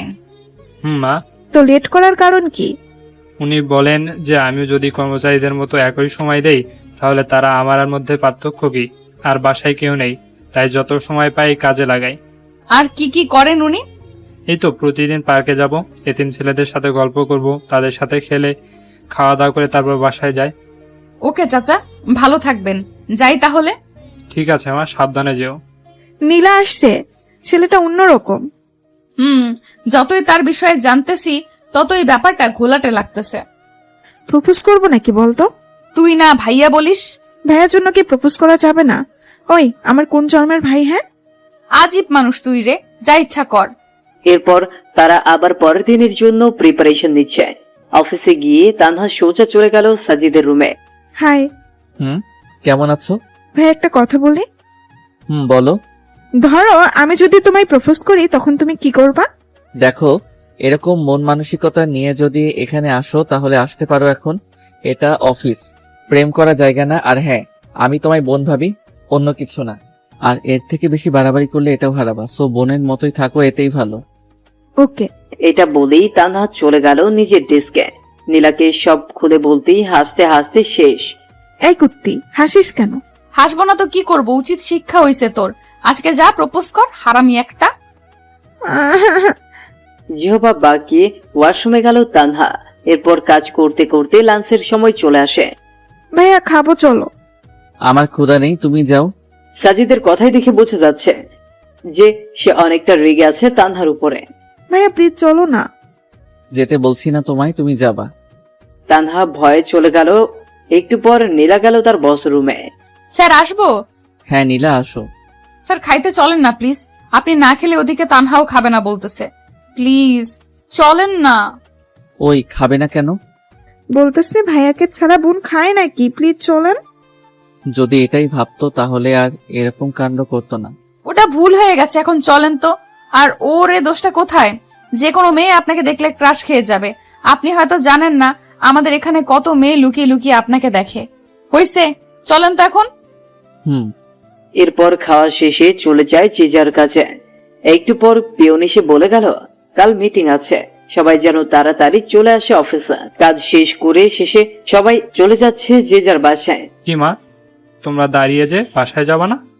না চাচা, বসের সাথে যাব। কেন, কোনো কাজ আছে নাকি? না এমনি। ওকে দাঁড়াও, আমি বলতেছি। তোমরা অপেক্ষা করতেছো? চাচা তাড়াতাড়ি আসতে বলেন। একটু পর সাজিদ বাইরে চলে আসলো। কি তানহা, বাসা না গিয়ে এখানে কেন এখনো? তোমার সাথে যাব তাই। কিন্তু আমি তো এখনই যাব না, এখান থেকে পার্কে, তারপরে রাতে বাসায় যাব। কেন, পার্কে কি স্পেশাল কেউ আছে নাকি যে আমরা গেলে সমস্যা হবে ভাইয়া? হারে তা না, ওকে চলো। আচ্ছা ভাইয়া, তুমি এতটা গোছালো কি করে? ও তাহলে এসব বলার জন্য সাথে আসছো? আরে তা না, বলো না ভাইয়া প্লিজ। চুপচাপ চলো। একটু পর তারা পার্কে পৌঁছে গেল। আর সাজিদ পার্কে যেতেই সব ছেলে মেয়েগুলো চলে আসলো। এরা কারা? কেন দেখতে পাচ্ছ না? তা তো দেখতেছি, কিন্তু তোমার সাথে কি? এরাই আমার ভাই বোন বন্ধু। আমার মতো এরাও একা, তবে একটা পার্থক্য আছে। আমি মা বাবাকে হারাইছি, আর এদের মা বাবা এদের ফেলে দিয়েছে। সমাজে এদের অগ্রাধিকার নেই, কারণ এরা নোংরা ভালোবাসার ফসল। এটাই তো আমাদের দেশ। বুঝলাম। যখন ফ্রি থাকি আমি এখানে চলে আসি, এদের সাথে কথা বলি, খেলি, অনেক ভালো লাগে। চলো ওই দোকানে যাই। নীলা পাশে দাঁড়িয়ে শুধু দেখতেছে আর অবাক হচ্ছে। দোকানে কেন? ওখানে এরা প্রতিদিন 3 বেলা খায়, যা ইচ্ছা খায়, আমি রাতে এসে বিল দেই। ভেরি গুড ভাইয়া। আসলে যাদের এদের বাসা থাকা দরকার তারা থাকে না। মানুষ কেমনে পারে এত নোংরা হতে? কয়েকদিন আগেও দেখলাম যে ড্রেনের বাড়িতে বাচ্চার লাশ। তাদের কি একবারও মনে হয় না শিশুটা বড় হলে কি খেয়ে বেঁচে থাকবে? এগুলো কিন্তু তোমার আমার মতো ছেলেমেয়েরাই করে। তো ভাইয়া কাল কি আছে অফিসে? সেটা কালই দেখিও। ভাইয়া আমার না কিছুদিন ছুটি লাগবে। শুধু তোমার, এই ম্যাডামের লাগবে না? স্যার আমারও লাগবে। তো এরকম স্ট্যাচু হয়ে আছেন কেন? মনে মনে কোনো একজনকে খুঁজে বেড়াচ্ছি তাই। ও তাই? তো কে, বয়ফ্রেন্ড নাকি? তো কতদিন থেকে খুঁজতেছেন? প্রায় 6 বছর। ও মাই গড, এতদিন ধরে খুঁজেও পাননি? আচ্ছা, অনেক রাত হইছে, এখন বাসায় চলে যান। ভাইয়া দাঁড়াও। দাঁড়িয়েই তো আছি, বসতে বলো নাকি? ভাইয়া তুমিও না। নাও এটা তোমার। কি এটা? আর কিসের জন্য? খুলে দেখিও পরে, আর বোনের তরফ থেকে ছোট্ট একটা গিফট। ওকে। এরপর যে যার বাসার দিকে চলে গেল। বেশ ভালোই লাগছিল, কিন্তু হেঁটে, তাই না? ছেলেটার কাজগুলো দেখলে আরো আশ্চর্য হয়ে যায়। এরপর তারাও বাসায় চলে আসে। ও আম্মু, আজ কি হয়েছে জানো? কি? তানহা প্রপোজ করছে বসকে। তারপর আর কি, দিল কথা শোনায়। তানহা দেখি বেস্ট ফার্স্ট। নে এখন খেয়ে নে। আম্মু, ছেলেটা না অন্যরকম। খাইতে খাইতে বলতে লাগলো, কি রকম? আরে মামুনি, কাজগুলো না পুরাই আজব আজব। ওনার নাকি মা বাবা কেউ নেই, তাই কিছু এতিম ছেলেকে নিজের দায়িত্বে পড়ায়, খাওয়ায়, আরো কত কি। এতে খারাপ কি? ভালোই তো। তো আমি কি খারাপ বলছি নাকি? তা না। আচ্ছা, একদিন নিয়ে আসিস বাসায়। ওকে, আনবো। এরপর খেয়ে দুই বোন চলে যায় ছাদে। আচ্ছা তানহা, আমার না আমাদের বসকে দেখে ইমরানের কথা মনে পড়ে যায়। কেন? আরে না, কথাগুলো না কি ওর মতোই। মাঝে মাঝে মনে হয়, আবার মনেও হয় না, কারণ ইমরান তো এরকম না। ওকে ভালো করেই চিনি আমি, কোনোভাবেই এরকম গোছালো হওয়া সম্ভব না। তা ঠিক। আবার দেখ, চাচা বলছে যে বসের কেউ নেই, কিন্তু ইমরানের তো বাবা আছে। ফটকাটা এখানেই। নীলা, একটা কথা বলি। বল। তুই ইমরানকে ভুলে যা, এটাই ভালো হবে। দেখ ও কোথায় আছে, কেমন আছে তা আমরা কেউ জানি না, তাই ওর আশা ছেড়ে দে, নতুন করে শুরু কর সবকিছু। প্লিজ নেক্সট টাইম আর এটা বলবি না। ঘুমাবো, চল। এরপর ঘুমায় আর ঘুম থেকে পরের দিন উঠে চলে যায় অফিসে। চাচা সবাই এসেছে। হ্যাঁ বাবা। সবাইকে কনফারেন্স রুমে যেতে বলেন, আমি আসতেছি একটু পর। একটু পর সবাই চলে আসলো। Hello guys, attention please. কাজ তো অনেক হলো, এবার একটা আনন্দ মজা করার দরকার। তাই ঠিক করছে আগামী বুধবার আমরা ঘুরতে যাব বান্দরবনে। কি তোমরা প্রস্তুত তো? Yes sir. So guys, let's enjoy. আর আশা করি এখনো 2 দিন বাকি আছে। এই 2 দিন সবাই সবার কাজগুলো সেরে ফেলবেন, আর বুধবার ঠিক 7টায় অফিসে চলে আসবেন। ওকে। সবাই সবার কাজে চলে গেল। নীলা দেখ, স্যারের ফিলিংস আছে, বলতে হবে। ঠিক বলছিস। দাঁড়া, বসের রুম থেকে আসতেছি। ওখানে কেন আবার? আহা, ওয়েট কর না। ভাইয়া আসবো? আসো। একটা রিকোয়েস্ট রাখবা প্লিজ? কি বলো আগে, তারপর ভেবে দেখবো। ঘুরতে যাওয়ার সময় আমার পাশে বসতে হবে, প্লিজ প্লিজ প্লিজ। ওকে, যদি সকলের সিট আগে ফিল আপ হয় তো বসবো, বাট সিট কম পড়লে সরি। ওকে, থ্যাঙ্কস। কি হইল রে ভেতরে? কি আর হবে, কি আর হবে, স্যারকে পাশে বসানোর টিকিট নিলাম। গুড। এইভাবে আস্তে আস্তে যাওয়ার দিন চলে আসে। সবাই যথাসময় পৌঁছে যায়। তানহা, সামনে দেখ। কি রে, সামনে? ও মাই গড, কে এটা? আমাদের বস। গিটার, ক্যামেরা, কি এসব? মনে হচ্ছে মজা ভালোই হবে। Hello, how are you? Fine sir, আপনি? ভালো। শোনো, আমাদের জার্নি কিন্তু টোটাল 14 ঘন্টার। এই টোটাল সময়টা অনেক মজা হবে। চাচা কই আপনি? বাবা আমি রেডি। ওকে, তাহলে গাড়ি ছাড়তে বলেন। সবাই শোনো, কেউ কানে ইয়ারফোন লাগিয়ে গান শুনবা না। মোবাইলের গান তো প্রতিদিনই শুনি, আজ না হয় অন্যের খালি গলায় শুনবো। যার যে গান শুনতে ইচ্ছা করবে, আর এখানে যার গলায় শুনতে ইচ্ছা করবে বলবা আমাকে, সে গান না পেলেও ওই গানের নিম্ন 6 লাইন গাইতে হবে। ক্লিয়ার সবার? তো আগে আমি শুরু করছি একটা গান দিয়ে, এরপর তোমরা শুরু করবা। কার কি গান আর কার কাছ থেকে শুনবা? ওকে। এরপর সাজিদ আস্তে করে গিটার হাতে নিয়ে সুন্দর একটা সুর তুলে বলতে শুরু করলো। চোখে চোখ রেখে বসে আছি এভাবে, দেখো না কি তুমি আমার মনে যে কে, আমার চোখে কি দেখোনি? মনের কথা কি বোঝনি? তবু একবার দেই বলে ভালোবাসি তোমাকে, আবারও বলছি তোমাকে বেসেছি আমি ভালো। এইভাবে সম্পূর্ণটাই শেষ করলো। আর একটা হবে। আরে না, এখন আমি রিকোয়েস্ট করবো আমাদের চাচাকে একটা গান বলতে। চাচা আজ না করতে পারবেন না। ইয়াহু। চাচা শুরু করেন। এরপর চাচা শুরু করলো মাইসে ফিরিয়ে দাও গান। কি চাচা, কাকে বলতেছেন এই বয়সে প্রেম ফিরিয়ে দিতে? সবাই তো হাসতে হাসতে শেষ। কই কাউকে না তো, আমি গান বললাম আমি। বুঝছি চাচা, এই বয়সে কাকে মন দিলেন? স্যার, আমাদের সকলের একটা প্রশ্ন আছে। কি প্রশ্ন? আপনি কিভাবে এই কম বয়সে একটা কোম্পানির মালিক হলেন? মানে আপনার জীবনী নিয়ে জানতে চাই। ওটা শেষে বলবো, এখন গানের পর্বটা শেষ হোক। এই তানহা শোন। নীলা তানহার কানে কানে বলতেছে, যে গানটা স্যার বললো সেটা ইমরানের খুব ফেভারিট। আমাকে সে অনেকবার শুনিয়েছে, কিন্তু ইমরান গিটার বাজাতে জানে না। তোর সব কথা রেখে সামনে তাকা। স্যার প্লিজ এখন বলেন না আপনার জীবন সম্পর্কে। খুব জানতে ইচ্ছে করে যে মানুষটা কিভাবে এতটা গোছালো হতে পারে। আসলে এসবের পিছনে আমার গার্লফ্রেন্ডের অবদান। তার সাথে দেখা হলে একটা ধন্যবাদ দিব। তার করা অপমানগুলোই জেদ হয়, আর আমি সামনে এগিয়ে যাই। কত যে কষ্ট করতে হয়েছে এই জায়গায় আসতে, সেটা আল্লাহ আর আমি জানি। বাদ দাও ওসব, বাকিটা পরে। ওমা গো, গার্লফ্রেন্ডের হাত তো ভাইয়া এখনো আছে কি? নেই, তবে চোখ বন্ধ করলেই দেখতে পাই। তো এখন আমার প্রশ্ন নীলার কাছে। আজ সে তার ব্রেকআপের গল্প বলবে, এরপর মিস্টার খালিদ আপনি রেডি থাকবেন। আপনাকে এমন কিছু বলতে হবে যেন সবাই হাসে। আসলে আমার বিএফ এর নাম ইমরান। নিজেই একদিন ভুল করেছি আর সে চলে গেছে। কি ভুল করেছিলেন? অপমান করেছিলাম। এরপর 6 বছর ধরে খুঁজতেছি, কিন্তু পাচ্ছি না। বাবা, এত ভালোবাসা তার জন্য? যদি ফিরে আসে এখন, তো কি করবেন? 2 গালে থাপ্পড় দিব। কেন? আমাকে এত কষ্ট দেওয়ার শাস্তি পাবে না? এত রাগ তার উপর? তো খালিদ সাহেব, এখন তো আপনার পালা। স্যার একটু সময় দেন, ঠিক করে নি কোনটা বলবো। ওকে 1 ঘন্টা বিরতি দিলাম, চাচা খাবার দেন সবাইকে। এরপর সাজিদ গিয়ে সোজা তার সিটে বসে পড়ল, মানে তানহার পাশের চেয়ারে। ভাইয়া তোমাকে কিন্তু সেই লাগছে আজ। তাই তোমরা দুইজনও কম না কিন্তু। খাওয়া শেষে সবাই রেস্ট নিচ্ছে আর সাজিদ এক ধ্যানে বাইরে তাকাচ্ছে। স্যার বাইরে কি দেখেন? কিছু না, এমনি শহরটা দেখি। আপনার রিলেশনের কথা কিন্তু জানতে পারিনি এখনো। সেই মেয়েকে দেখতে ইচ্ছে করে যে কিনা আপনার মতো কাউকে পেয়েও অপমান করেছে। হইছে, আর দেখতে হবে না। খালিদ সাহেব শুরু করেন না, সবাই দেখেন না কিরকম গোমরা মুখ করে বসে আছে। আমি যেটা বলবো সেটা শুনে কেউ হাসতে হাসতে অজ্ঞান হলে কিন্তু আমার কোনো দোষ নেই স্যার। কি যে বলি কিছুই বুঝতেছি না। কিছু একটা বলেন স্যার। খালিদ সাহেবের ক্রাশ মিস সীমা। আচ্ছা তাহলে শুরু করি। গ্রামের পরিবেশ কিরকম সেটা আশা করি সবাই জানে। গ্রামে সব মানুষের ঘরে টয়লেট থাকে না, তাই যাদের টয়লেট থাকে না তারা তাদের কাজ সারার জন্য আসলে বাসবাড়িকে বেছে নেয়।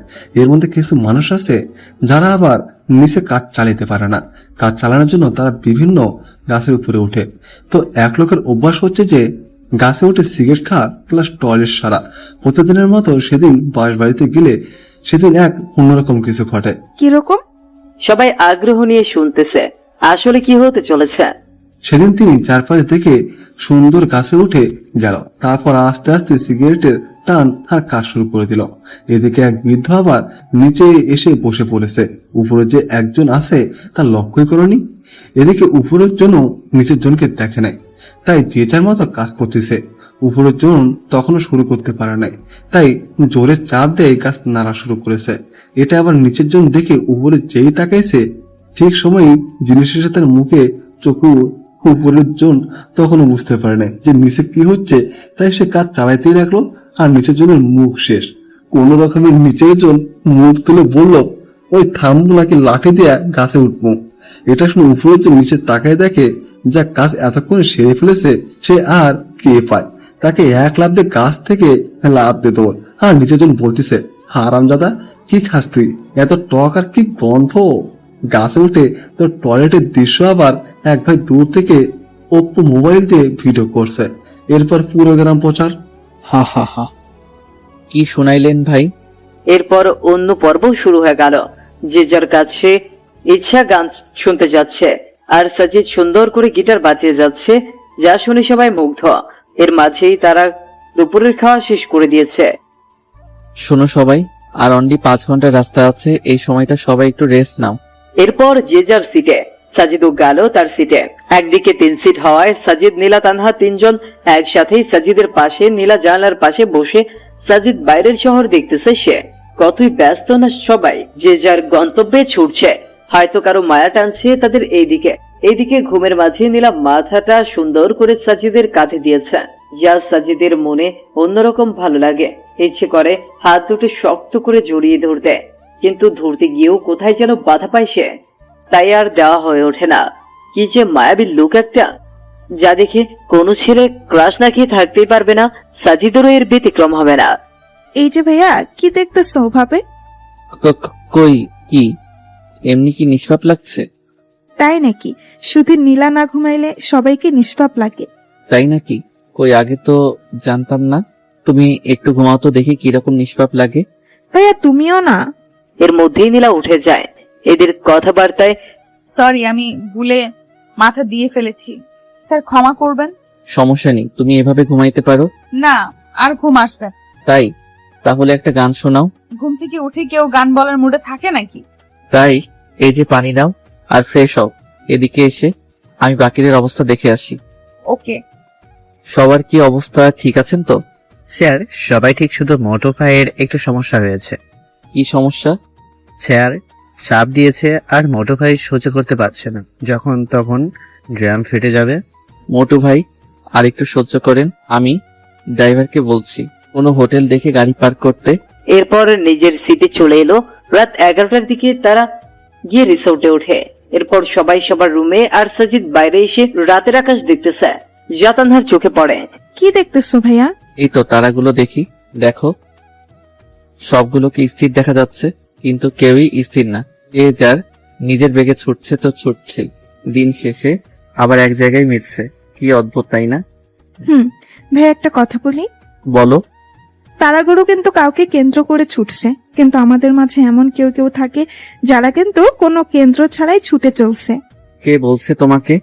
তাদেরও একটা কেন্দ্র থাকে, তা অন্যরা কেউ জানে না। তো ভাইয়া, বোন হিসাবে একটা জিনিস জানতে চাই, না করবা না। কি? তোমার জীবনে কে কে আছে বা কে কে নাই, তারা কোথায় গেছে সব? কি হবে শুনে? ভাইয়া প্লিজ। কেউ নেই আমার, তার থেকেও 5 বছর আগে চলে এসেছি। কেন? সৎ মায়ের প্যারা সহ্য করতে পারছিলাম না, তাই।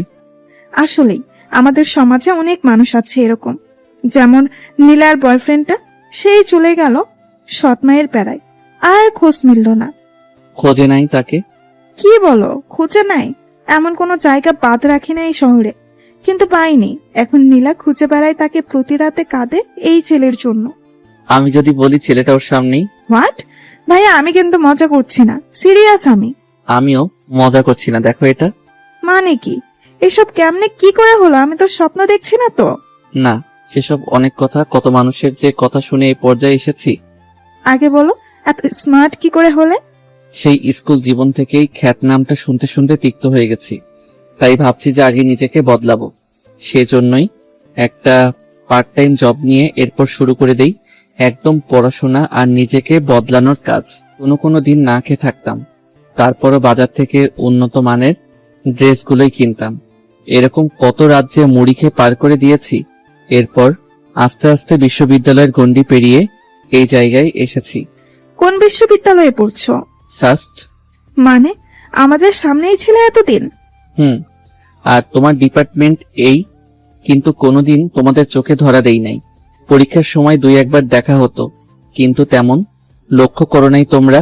আর এক বড় ভাইয়ের সহযোগিতায় এই কোম্পানিটা খুলি। ওয়েট, ক্লাস টপার কি তুমি সেই সাজিদ? যে কিনা সপ্তাহে একবার ক্লাস করে, ক্লাস টপার? কি আজব, তাই না? আমি নীলাকে বলতেছি সব। ওই থামো, এখন কিচ্ছু বলবা না, দেখবো নীলা চিনতে পারে কিনা। দেখো ভাইয়া, নীলা এইভাবে কোনোদিন দেখেনি তোমায়, তাই চিনতে পাবে না। মনের মিল থাকলে না দেখেও চেনা যায়। জাস্ট ওয়েট করো।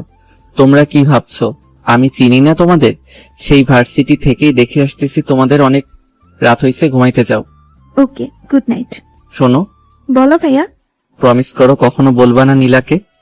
ওকে, বাট কখনো যদি জানে তখন? জানবে না। Good night. আর ভাইয়া নামটা কেন তোমার?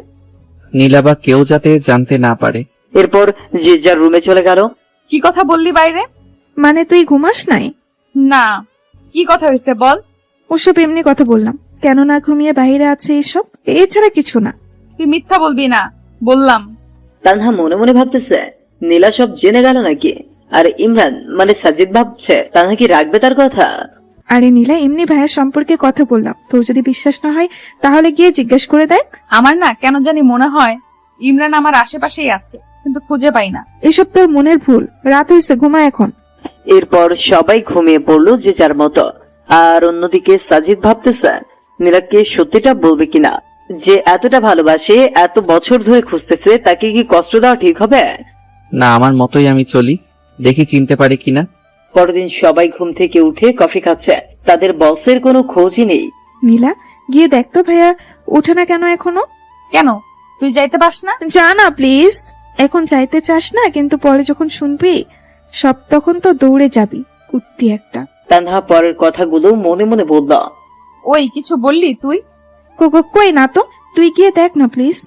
নীলা গিয়ে দরজা ধাক্কাচ্ছে, কিন্তু কোনো খবর নাই কারো। একটু পর সাজিদ উঠে গেল। কি হইলো, ধাক্কাচ্ছ কেন? উঠবেন না নাকি? না, ঘুমাবো সারাদিন।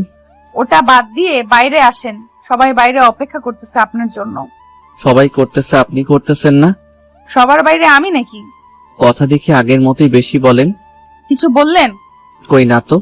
চুপ করেন, ফ্রেশ হয়ে বাইরে আসেন, আর আমি বেশি কথা বলি না, বুঝছেন? একটু পর সাজিদ সকলের সাথে যোগ দিল। Hello, good morning. Good morning sir. তো বলো, কার ঘুম কেমন হলো? স্যার কি আর বলবো, আমাকে রাখছেন এই মোটর সাথে। এই মোটর যারা এই ঘুমের খবর হয় নাই। কেন, কি হয়েছে? স্যার সারা রাত বউয়ের মতো টর্চার করেছে। মানে? সবাই বিস্ময়ের চোখে তাকাচ্ছে। স্যার নেগেটিভ ভাববেন না, সারা রাত একবার হাত তুলে দেয়, একবার পা তুলে দেয়, গায়ে আর কি ওজন। কি খাস রে ভাই তুই? তোর বউ যে হবে তার জীবন শেষ। সবাই শুনে হাসতে লাগলো। তো সবাই রেডি হও, একটু পরেই আমরা বার হব। ওকে। এরপর সবাই ফ্রেশ হয়ে নাস্তা সেরে বের হলো বান্দরবন দেখতে। তানহা দেখ কতটা সুন্দর না? আসলেই সুন্দর। স্যার ওখানে যাব। ওকে চলো, সবাই চলো ওই জায়গায়। সবাই গিয়ে সুন্দর মজা করতেছে। এই ভাইয়া, DSLR কি এমনি আনছো? ছবি তোলো না। ও সরি, পোজ দাও, আমি তুলতেছি। বা ছবি তো সুন্দর উঠতেছে, তানহা দেখে যাও। বাহ ভাইয়া, তুমি এত কিছু শিখলা কি করে? তানহা থামো তো। এইভাবেই আনন্দ করতে করতে রাত বয়ে আসে। রাতে আবার এক গানের আনন্দে মেতে ওঠে সবাই। সাজিদ একাই গান গেয়ে যাচ্ছে আর সবাই তা উপভোগ করতেছে। খুব ভালো গান বলেন তো আপনি। ধন্যবাদ, এখন সবাই ঘুমাতে চাও, কাল দেখা হবে। Good night. Good night sir. পরের দিন আবার সে এরকম করেই কেটে গেল। এর পরের দিন বিকেল থেকে রওনা হয় বাসার উদ্দেশ্যে। স্যার ঝগড়া রাখছে পিছনে। কার কার? মোটু ভাই আর রনি সাহেবের। এরা 203 নাকি সবসময় লেগেই থাকে। ঠিক বলছেন, 203। হুম, স্যার আপনাকে একটা কথা বলি। বলেন। বাসায় যেতে তো অনেক রাত হয়ে যাবে, দয়া করে কি পৌঁছে দিবেন বাসায়? আচ্ছা। ধন্যবাদ স্যার। শোনো সবাই, যাদের যাদের এনজয় করার ইচ্ছা আছে তারা সামনে চলে আসো। এখন উড়াধুরা ডান্স শুরু হবে, যে যেমন ডান্স দিতে পারো দাও। আসলে অফিসের বস অন্য ছেলে হলে যেরকম হয়, কোনো পিকনিকের আসল মজাই হচ্ছে এটা। বাবা আমি আসছি। আরে চাচা, তো আর দেরি কেন, চলে আসেন। সবাই অনেকটা মজা করলো। রাত 2টার দিকে গাড়ি এসে ফেরলো সেই চিরচেনা অফিসের সামনে। আস্তে আস্তে সবাই নেমে সাজিদের কাছ থেকে বিদায় নিয়ে চলে গেল। এখন বাকি আছে শুধু তানহা আর নীলা। নীলা, আমার শরীরটা ভালো না, অসুস্থ অসুস্থ লাগছে। তোমরা একাই যেতে পারবে না? এত রাতে কি করে যাব?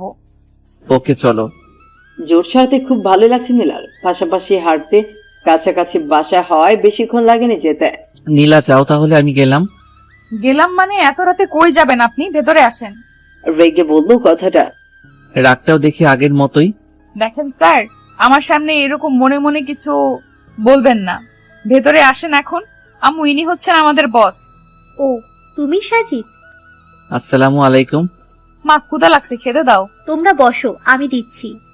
আসলে আন্টি, আমাকে যেতে হবে এখন। আরে বাবা, এত রাতে কোথায় যাবা? রিস্কা অটো কিছুই পাবে না। আর বর্তমানে যে ছিনতাইকারীদের জ্বালা, তুমি আজ রাতটা থেকে যাও। না আন্টি, সমস্যা নেই, যেতে পারবো। মামনি, যেতে যখন বেছে যেতে দাও। সামনের ফাঁকা জায়গায় যে পেতনি থাকে সেটা তো তিনি আর জানেন না। যখন পিছু নিবে তখন নিজেই দৌড়ে চলে আসবে। কি বললা? পেতনি? ভয় চুপসে গেছে একদম। তানহা, খামোকা ভয় বাড়িয়ে দিচ্ছিস। বাবা যাও, টয়লেট ওইদিকে, ফ্রেশ হয়ে আসো, আমি খাবার দিচ্ছি। সাজিদার কিছু না বলে ফ্রেশ হয়ে আসলো। তো মা, এনজয় কেমন করলি? সে কথা আর কি বলবো মামনি, যাদের এরকম বস থাকে তাদের এনজয় কি খারাপ হবে? মা, একদম সেই। সাজিদ চুপচাপ খেয়ে নিল। এরপর নীলা সাজিদকে তার রুম দেখিয়ে নিজের রুমে চলে গেল। এদিকে সাজিদ ঘুমোচ্ছে, অন্যদিকে তানহা নীলা গল্প করতেছে। গল্প করতে করতে তারাও ঘুমিয়ে গেল। সকাল 8টার দিকে নীলার ঘুম ভাঙে, আর সেও শয়তানি করে তানহার ঘুম ভাঙিয়ে দেয়। অফিস বন্ধ, তাই তেমন তাড়াহুড়ো নেই, কিন্তু যা ঘটার তা তো ঘটেই গেছে। জ্বরের কবলে সাজিদ একদম কাবু হয়ে বিছানায় শুয়ে আছে। না ইচ্ছে করছে উঠতে, না ইচ্ছে করছে ঘুমোতে। চুপচাপ শুয়ে আছে। একটু পর তানহা চা নিয়ে আসে। ভাইয়া ভাইয়া, ওঠো, তোমার চা। কিন্তু সাজিদের কোনো শব্দই নেই। এই ভাইয়া। বলো। তোমার কণ্ঠ এরকম লাগছে কেন? অসুস্থ নাকি? একটু অসুস্থ, তবে ঠিক হয়ে যাবে। দেখি দেখি। সে যেন তানহার ডাক শুনলই না, কপালে হাত দিল। ও মা, এটা একটু অসুস্থ। নীলা, এদিকে আয়। জোরে ডাক দিল নীলাকে। কিরে, কি হয়েছে? জ্বর আসছে সেই। বলিস কি? তুই গিয়ে নাস্তা ওষুধ নিয়ে আয়, আমি দেখতেছি। নীলাও মাথায় হাত দিয়ে দেখে ভীষণ জ্বর। আমি বাসায় যাব, এখানে ভালো লাগছে না। কি বললেন?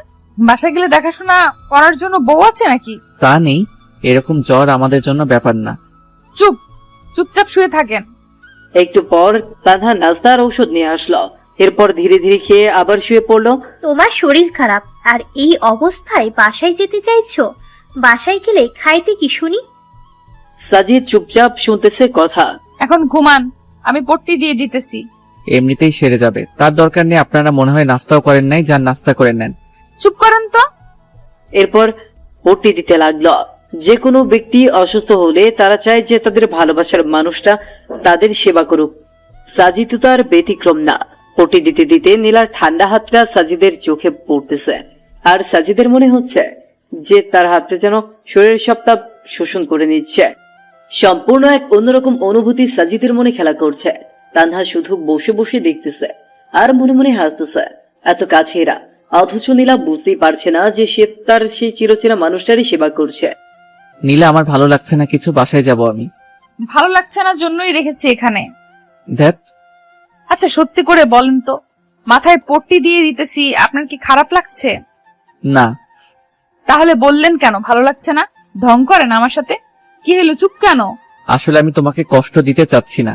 সেই ছোটবেলায় মা মারা যায়, এরপর জ্বর হলেও জোটেনি ওষুধ, এমনি এমনি জ্বর সেরে যেত। কখনো খেয়ে কাটতো, কখনো বা না খেয়ে দিন কাটতো। আচ্ছা আপনার বাবার কি হয়েছে? ওসব বাদ দাও। আর একটা কথা শোনেন, আপনি আমার বস, তো আপনার জন্য কিছু করলে সেটা কষ্ট না, বুঝছেন? শরবত বানাই দিতে পারবা? শুধু শরবত না, আমি ভালো করেই জানি জ্বর হলে মানুষের কোনগুলো খাইতে ইচ্ছা করে। একটু পর সব নিয়ে আসতেছি। আর তানহা ফুচকা বানাতে গেছে, কি খাবেন তো? ওকে, তবে ঝাল একদম বেশি থাকতে হবে।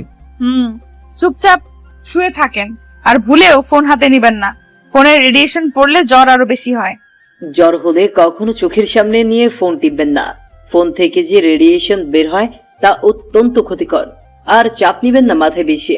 যেমন জ্বর হলে বেশি পড়তে গেলে দেখবেন যে জ্বর আরো বেশি হইতেছে। আমার জ্বর আবার অন্যরকম, সারাদিন ভালো থাকে, কিন্তু সন্ধ্যা হলেই শুরু হয়, যারা 9টায় শেষ। যাই হোক, সবাই নিজেদের কাছের মানুষের খেয়াল রাখবেন। এখন রেস্ট নেন, আমি আসতেছি। একটু পর নীলা চলে আসলো। এই নেন, এখানে শরবত, চালতার আচার, একদম ঝাল, আর এটা হলো ঝাল মুড়ি। এত কিছু? তুমি তো দেখি অনেক ফাস্ট। এখনো কিছু হয় নাই স্যার, একটু পর আরো কিছু আসতেছে। আরো কিছু? এগুলো তো একাই শেষ করতে পারবো না, তোমরা হেল্প করো একটু। ওকে, তা করবো, এখন শুরু করো। এরপর সাজিদ নীলা তানহা খাওয়া শুরু করলো। কেমন হয়েছে? উফ, সেই। তানহা ফুচকান। এরপর একটু আড্ডা দিল সবাই মিলে। স্যার আপনি একটু ঘুমান এখন। কিন্তু ঘুমানোর চেষ্টা করলেই কি ঘুম আসে জ্বরের মাঝে? ঘুম আসে না তো। ওকে, আমি মাথায় হাত বুলিয়ে দিচ্ছি, আপনি চেষ্টা করেন ঘুমানোর। এমন ভালোবাসা কে না চায়? আসলে প্রতিটা মেয়ে তাদের যার যার ঘরে ডাক্তার, যারা ঔষধ ছাড়াই জ্বরকে ভালো করে দিতে পারে। আস্তে আস্তে ইমরান ঘুমিয়ে যায়। বিকেলের দিকে নীলার ডাকে ঘুম ভাঙে। স্যার। বলো। জ্বরটা একটু কমছে, গোসলটা করে নেন এখন। গোসল করলে যদি বেশি হয়? সম্পূর্ণ শরীর না ভিজিয়ে মাথাটা ভেজান, আর শরীরে ভেজা কাপড় দিয়ে মুছে নেন, ভালো লাগবে। ওকে। আসলেই বেশ ভালো লাগতেছে। এরপর খাওয়া শেষ করে 1 কাপ চা খেয়ে বাসার দিকে রওনা হয়। কিন্তু জ্বর কি একদিনেই পিছু ছাড়ার পাত্র? বাসার গেটে আসতেই যা যা খেয়েছে তা বের করে দিল মুখ দিয়ে। আস্তে আস্তে জ্বরটাও বাড়তে লাগলো। সাজিদও সুন্দর করে কাঁথা মুড়ি দিয়ে ঘুমিয়ে পড়লো। সন্ধ্যার দিকে অনেকটা ঠান্ডা লাগতেছে। শুয়ে পড়তেই ঘুম ঘনিয়ে আসে চোখে। রাত 2টায় ঘুম ভেঙে যায়। আর আসে না ঘুম। এখন কোন রকম যন্ত্রণা কাজ করতেছে শরীরে। মনে হচ্ছে এর থেকে মরাই ভালো। কোন রকম রাতটা পার করে দিল। হ্যালো চাচা। হ্যাঁ বাবা, হঠাৎ এত সকালে? চাচা, আমার জন্য কিছু খাবার আর জ্বরের ওষুধ নিয়ে আসেন তো একটু। ওকে, আমি এক্ষুনি আসতেছি। একটু পর সব নিয়ে আসলো। চাচা, আর আজ সবাইকে অর্ধেক বেলা কাজ করে ছুটি দিয়ে দিন। সময় মতো সবাই চলে আসলো। তখন পিয়ন সবাইকে জানিয়ে দিল, চাচা স্যারের অসুখ ভালো হয় নাই। না মা, আরো বেশি হয়েছে। সকালে গিয়ে খাবার ওষুধ কিনে দিয়েছি। ও, ওনার বাসার ঠিকানাটা দেন তো। ঠিক আছে, লিখে নাও। এরপর ঠিকানা নিয়ে তারা চলে গেল বাসার উদ্দেশ্যে। গিয়ে দেখে দরজা খোলাই আছে। এই যে বস, আপনার সমস্যা কি? হ্যাঁ, কই কোনো সমস্যা নাই তো। জ্বর বেশি হয়েছে, একবার তো বলতে পারতেন আমাদের, শুধু বেশি বুঝবে। তানহা, একটা অটো ডেকে নে। অটো দিয়ে কি হবে? যতদিন না জ্বর ভালো হচ্ছে আমাদের কাছে থাকবেন। এটা সম্ভব না। দেখেন, বেশি কাহিনী করবেন না, তাহলে কিন্তু ভুলে যাব আপনি আমার বস। আমার রাগ সম্পর্কে জানেন না, তাই চুপ থাকেন। আমি ভালো করেই জানি। কি বললেন? কিছু না। এরপর একটা অটো নিয়ে সোজা চলে আসেন নীলাদের বাসায়। আচ্ছা, আমি তোমাদের বাসায় কেন যাব? মানুষ তো এমনি বলবে যে আমি কে হই তোমাদের? তুমি আমার ভাইয়া না? হুম। তাহলে আবার এই কথা কেন? শোনেন মিস্টার, মানুষ কি বললো না বললো তাতে আমার যায় আসে না। কি বাবা, অসুস্থ হয়েছো? তা একবারও আমাদের জানানোর প্রয়োজন মনে করলে না? পরপর ভাবো আমাদের, তাই না? হুম, তা তো অবশ্যই। পৃথিবীতে কেউ কারো আপন নয়। মানে? আন্টি, সবাইকে তো একদিন মরতে হবে, যেমনটা আমার মা আমায় রেখে গেছে। হয়েছে, আর বেশি বয়ান ছাড়া লাগবে না। হুম। এখন রেস্ট নেন, আমি পানি নিয়ে আসতেছি। ভাইয়া দেখছো কি কেয়ার করতেছে তোমার? তোমার যদি জানে তুমি ইমরান, তখন না জানে কি করবে আবার? কি আর করবে, যে রাগী আমার জীবনটা শেষ করবে। তানহা, তুই খাবার নিয়ে আয়, আমি মাথায় পানি দিয়ে দিচ্ছি। ওকে। শুয়ে পড়ুন তো। এরপর পানি দিতে লাগলো। কেমন লাগছে এখন? হুম, ভালো। শুধু ভালো লাগছে? না, অনেকটা স্বস্তিও পাচ্ছি। শুয়ে থাকেন, আমি দিচ্ছি। এইভাবে সেবা করতে থাকে নীলা। জ্বর একটু কমলেও সাজিদকে অফিসে যেতে দেয়নি। পরের দিন তানহা নীলাকে, এখন তো জ্বর কম, এখন বাসায় যাই। না, কাল সকালে এখান থেকে অফিসে যাবেন। কেন? রাতে যদি আবার জ্বর আসে। ও। ছাদে আড্ডা দেই, চলেন। ওকে। জানেন স্যার, আমার জীবনে যে সামনে কি হতে চলেছে কিছুই বুঝতেছি না। যাকে চাই তাকে খুঁজে বেড়াই, কিন্তু পাই না। আপনার জীবন সম্পর্কে বলুন একটু শুনি। আমার জীবন নিয়ে কি বলবো? আপনি কি বলেন? আপনি না বললেন বাবা মা নেই, তারা কিভাবে মারা গেল? মা মারা গেছে অসুস্থ হয়ে, আর বাবাকে হারিয়েছি মা মারা যাওয়ার 2 মাস পরে। তাহলে ছোটকালটা আপনার খুব প্যারাময় ছিল, তাই না? শুধু প্যারা না, আরো অনেক কষ্ট ছিল। আসলে কষ্টের পর সুখ আসে, তাই না? কি জানি, হবে হয়তো। আমি কবে দেখা পাবো? কিসের, সুখের নাকি ছেলেটার? দুটোরই। কে সেই ছেলে? ওর নাম ইমরান। শেষে আমায় একটা চিঠি দিয়ে চলে গেছে। আজ পর্যন্ত অনেক খুঁজেছি কিন্তু পাইনি। ও বাবা, তাড়াতাড়ি দেখিও। চলেন, ঘুমাবেন এখন। শোনো। বলেন। Good night. Good night. পরদিন সকালে ফ্রেশ হয়ে চলে গেল সবাই অফিসের দিকে। বাবা কেমন আছো? আলহামদুলিল্লাহ চাচা। জ্বর কমেছে কি? হ্যাঁ চাচা, যে ট্রিটমেন্ট দিছে জ্বর ভালো না হয়ে কই যাবে। এরপর সাজিদ ওর রুমে গেল। একে একে সবাই এসে জিজ্ঞেস করতেছে স্যারের শরীর কেমন আছে। এই যে মিস্টার স্যার, কি? লাঞ্চের সময় হয়েছে, চলেন। এখন না, তোমরা যাও, আমি পরে আসতেছি। না, এখনই চলেন, বেশি কথা বলবেন না। ওকে চলো। তুমি তো আবার যে রাগী। রাগের তো কিছুই দেখেননি এখনো। আমার মা বাবা আর আমার বিএফ জানে আমি কেমন রাগী। হইছে, চলেন। এরপর খাওয়া শেষে আবার চলে আসে কাজে। ভাইয়া চলো এখন। আর একটু কাজ করে যাই। না, এখন চলো। আজব, যাবোটা কোথায়? কেন? আমার খালামনির বাসায়। আবার যাব কেন? আমি তো সুস্থ এখন। সুস্থ মানে যদি রাতে আবার আসে? আমি যাইতে বলছি, চলো। আহ, এই 2 বোন জীবনটারে তেজপাতা বানাবে। ধরে নাও তাই, চলো এখন। কি আর করার, আবার গেলাম তাদের বাসায়। এবার আর সেবা না, এবার খাইয়ে 12টা বাজিয়ে রুমে পাঠাই দিছে। এই যে মিস্টার স্যার, কি অবস্থা? এই তো ভালোই।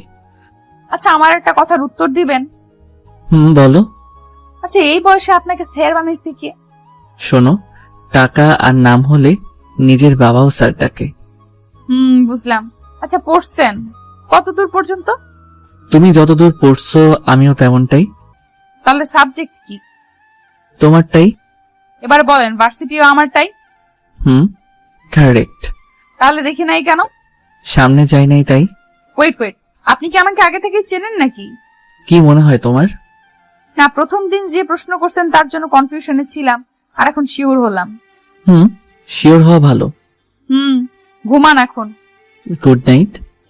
এরপর চলে গেল যে যার রুমে, আর সোজা হারিয়ে গেল ঘুমের দেশে। পরদিন আবার অফিস। সাজিদ একটু কাজে অফিসের বাইরে যায়, আর তখনই তার নামে একটা কুরিয়ার আসে। অফিসের চেয়ারম্যান আছেন কি? না, উনি তো বাইরে গেল, আমাকে দিয়ে দেন। দিয়ে দিব এখন। ওকে, এখানে একটা সাইন দেন। আচ্ছা। এরপর কুরিয়ার দিয়ে চলে যায় মা কুরিয়ারটা রাখো তো, তোমাদের কাছে সাজিদ মনে হয় লাঞ্চের সময় আসবে। আমি আবার বাসায় যাব তাড়াতাড়ি। ও তোমাদের সাথে লাঞ্চ করলে দিয়ে দিও। ওকে চাচা, দেন।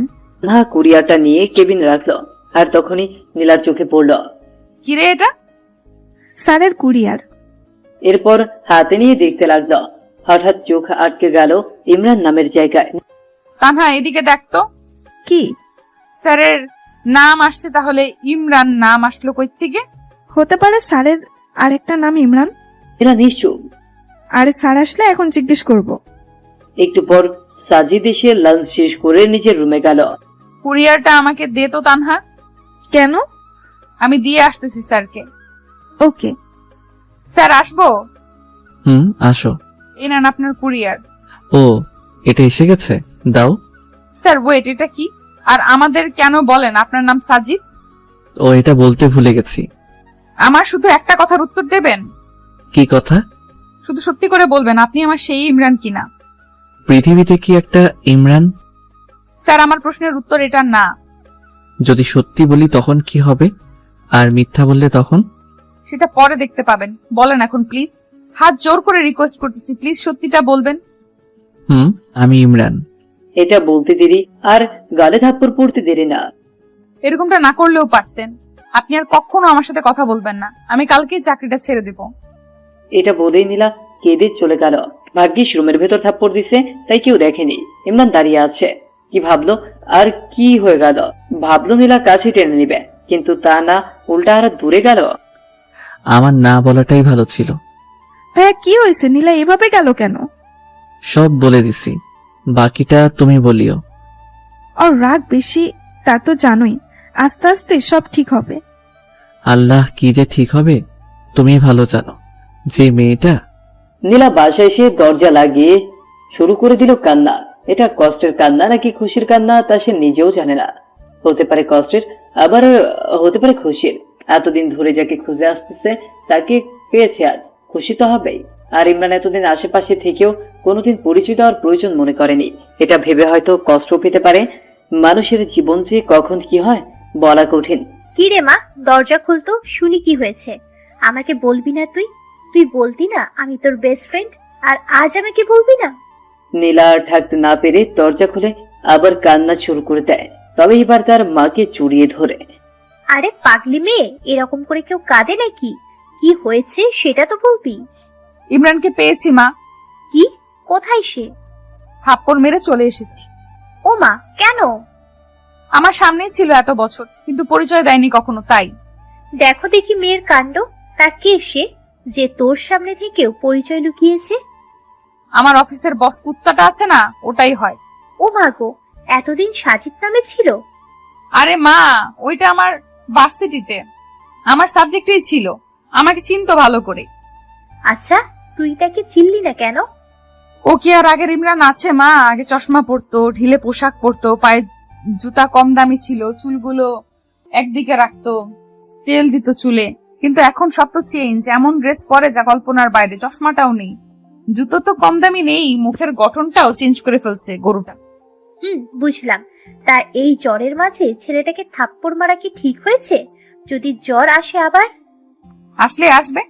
আমার একটা প্ল্যান আছে। কি প্ল্যান? ও তোকে কষ্ট দিয়েছে না, ওকে শাস্তি দেওয়া দরকার। কিভাবে?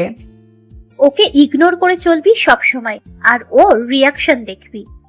তবে মা একটা জিনিস বুঝলাম না, ছেলেটা এতটা চেঞ্জই হলো কি করে? আর যার কিছু ছিল না সে আজ কিনা সফটওয়্যার কোম্পানির মালিক।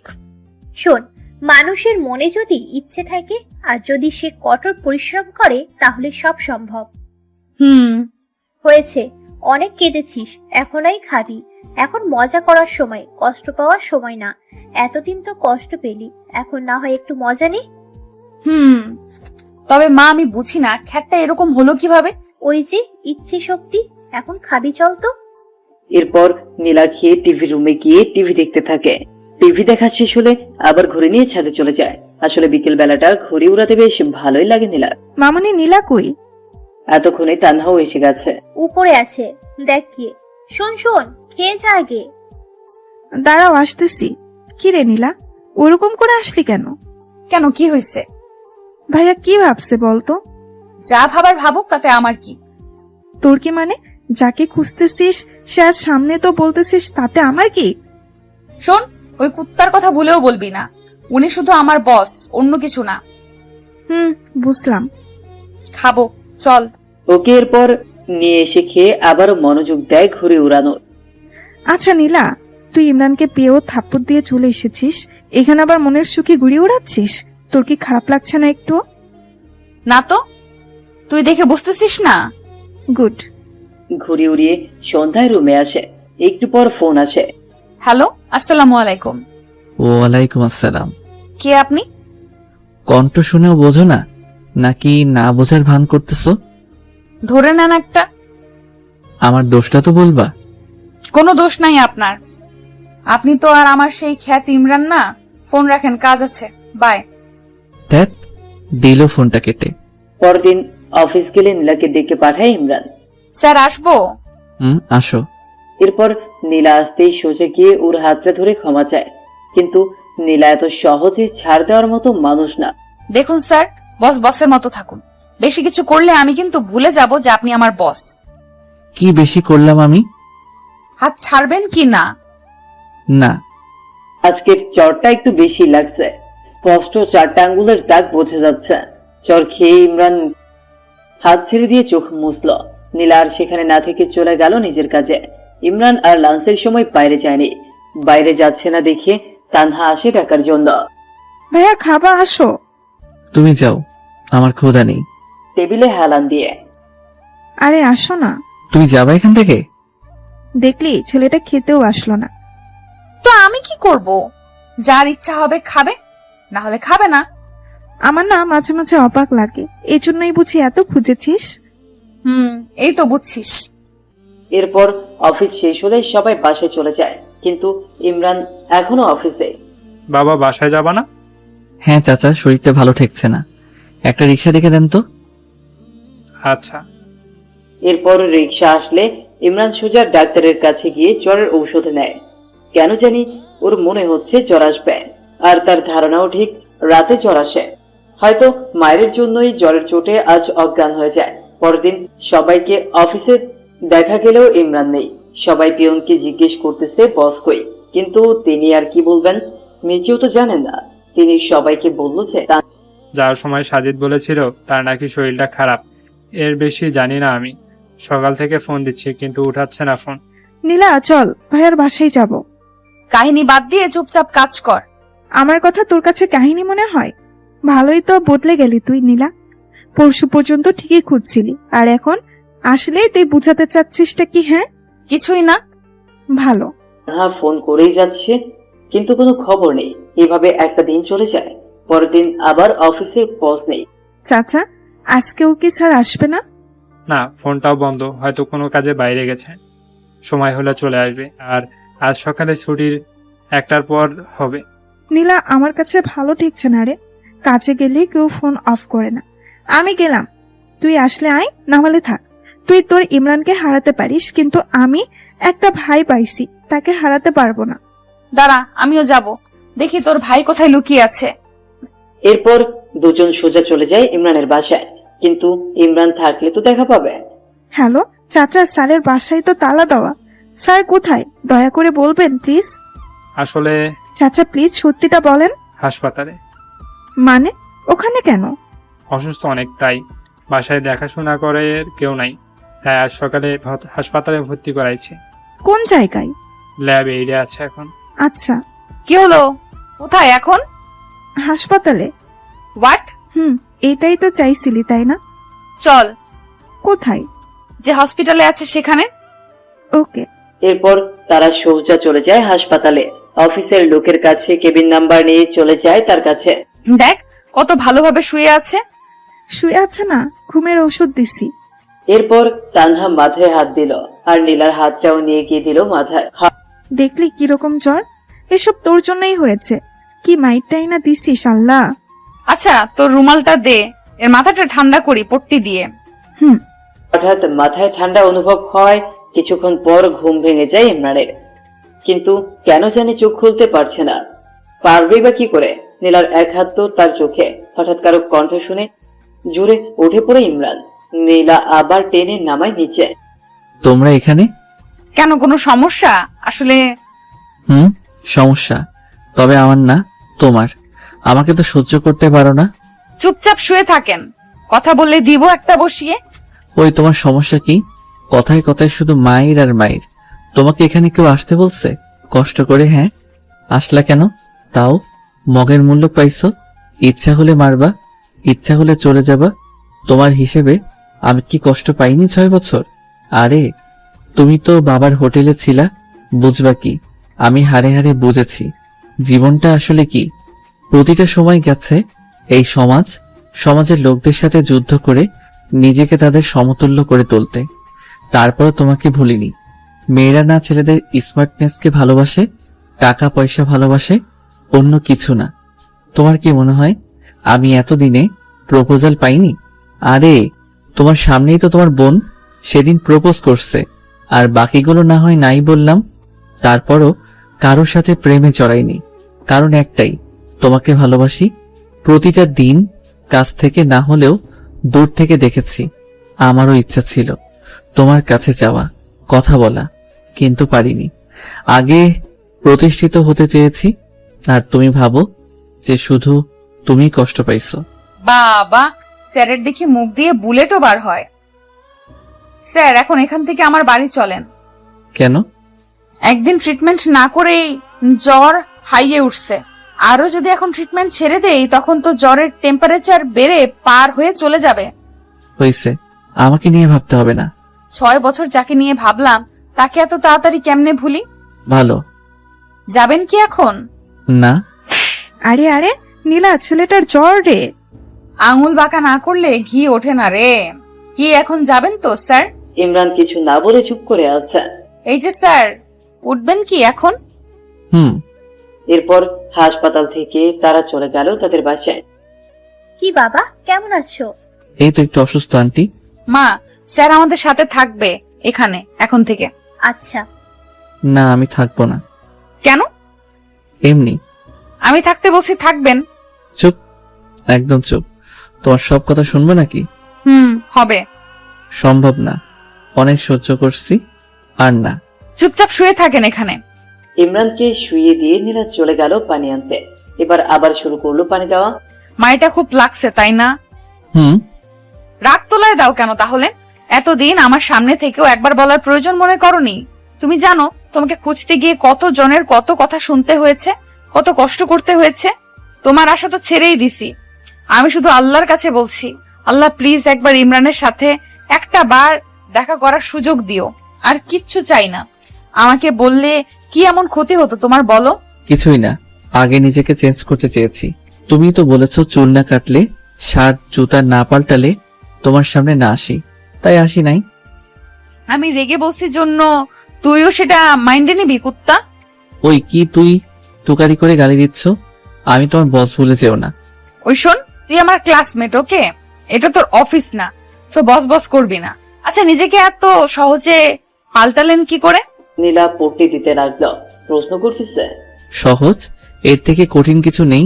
যে ছেলে কাপড়ের মুখ দেখেনি সেই ছেলেটা এইরকম কাপড় জুতা পরার জন্য দিনরাত এক করে কষ্ট করেছে। দিনে প্রাইভেট আর রাতে পার্ট টাইম জব। যেন ভার্সিটি লাইফে শুধু ভাবতাম কোন দিন শুক্রবার আসবে আর কোন দিন আমি শান্তি মতো একটু ঘুমাবো, কারণ শুক্রবার ছাড়া অন্য কোনো দিন ঘুমানোর সময় পাইতাম না। তো পাল্টাতে কে বলেছে? আর কে বলছে এত কষ্ট করতে? কেউ বলেনি, শুধু খ্যাতনামটা নিজেকে খুব কষ্ট দিত। সামান্য কলেজে যতবার শুনেছি, না জানি এরকম থাকলে ভার্সিটিতে কতবার শুনতে হবে। এটা ভাবতেই শরীরটা শিউরে ওঠে। তাই চিন্তা করেছি, যদি চান্স পাই নিজেকে বদলাতে পারলে যাবই না ভার্সিটিতে। সব বুঝলাম। আর এই কোম্পানিটা, এটা কিভাবে সম্ভব? এটা এক বড় ভাই সহযোগিতাই করেছি।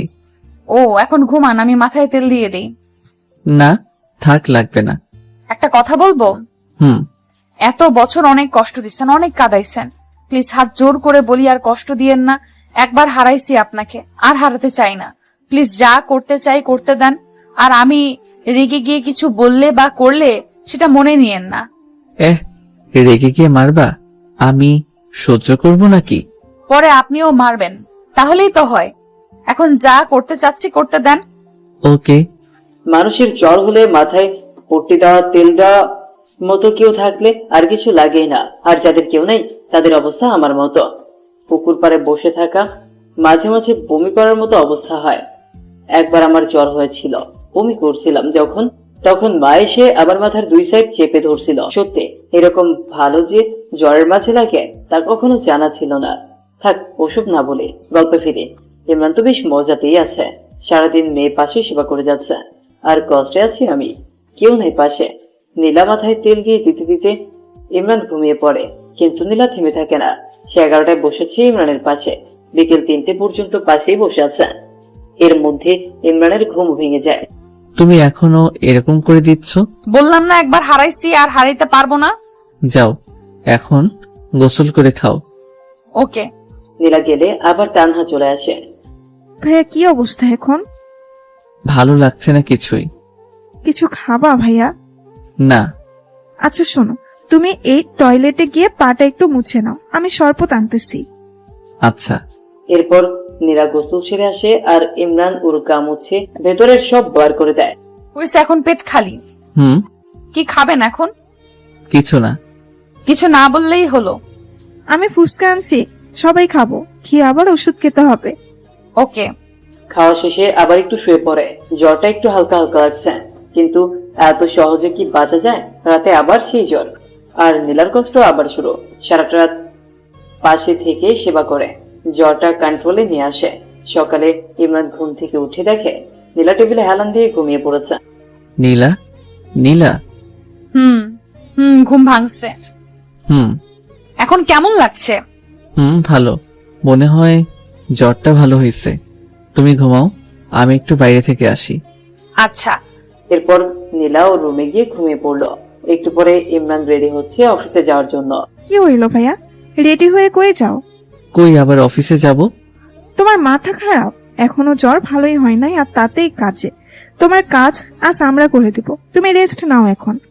আরে আমার কাজ তোমরা পাবা না, আমাকেই যেতে হবে। 2 দিন থেকে কাজ হচ্ছে না আমার। ওই কি কাজ করো তুমি, হ্যাঁ, যে আমরা পাবো না? আমাদের সবার একই কাজ, শুধু সেক্টর আলাদা। তানহা থামো তো। তানহা কি হয়েছে রে? এটা আবার কই থেকে আসলো? এত তাড়াতাড়ি ঘুম ভাঙলো? এই দেখ না, ইনি নাকি অফিসে যাবে। যাক, সমস্যা কি? উনি জ্বর নিয়ে বাসায় ফিরবেন আর আমরা কষ্ট করে দিন রাত সেবা করে সুস্থ করব, এটা তো আমাদের জব। হইছে, যাব না। হইছে শান্তি, আজ সকালের অফিস বন্ধ। আমার ল্যাপটপটা দাও, আমি সবাইকে টেক্সট করে দিচ্ছি। রাগ ঢং এখনো কমে নাই। সবাই তো আর আপনার মতো না যে নিজেকে বদলে ফেলবে। কথাও দেখি বেশি বলে এখন তানহা। সব বদলাইলেও ঝগড়া করার অভ্যাসটা বদলায়নি। কেন জিজ্ঞেস করতো তানহা? দুজনে তানহাকে বলে ঝগড়া করতেছে। তানহা মাঝে দাঁড়িয়ে থেকে ঝগড়া অনুভব করছে। এমনি এমনি মানুষ বদলায় না, পরিস্থিতি নিজেকে বদলাইতে বাধ্য করে। পরিস্থিতি যদি নিজে তৈরি করে নেয় তাহলে তো আর কারোর কিচ্ছু করার নেই। চুপ করো, সেদিন কি বলেছিলে ভুলিনি। তোমার জন্য অপমানও কম হইনি আমি। তো প্রেম করার সময় মনে ছিল না কত অপমান সহ্য করতে হবে? তোমাকে বদলানোর জন্যই বাধ্য হয়েছে প্রেম করতে, আর ভালোবেসেছি জন্যই ভুলিনি এখনো। ভালো। চল এখন ছাদে যাব, গান শুনবো আজ তোমার অনেকগুলো। গিটার নাই সাথে? আমার কাছে আছে। এখন তো সকাল রাতে আড্ডা দিই, আর বাসা থেকে গিটারটাও নিয়ে আসবো এখন। ওকে। এরপর রাতে আড্ডা বসে যায় ছাদে।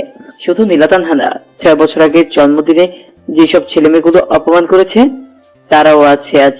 কিন্তু তারা জানে যে ইমরান নীলার বস, অন্য কিছু না। রাতে ইমরান বসে যায় গিটার নিয়ে, আর বাকিরা চারদিকে।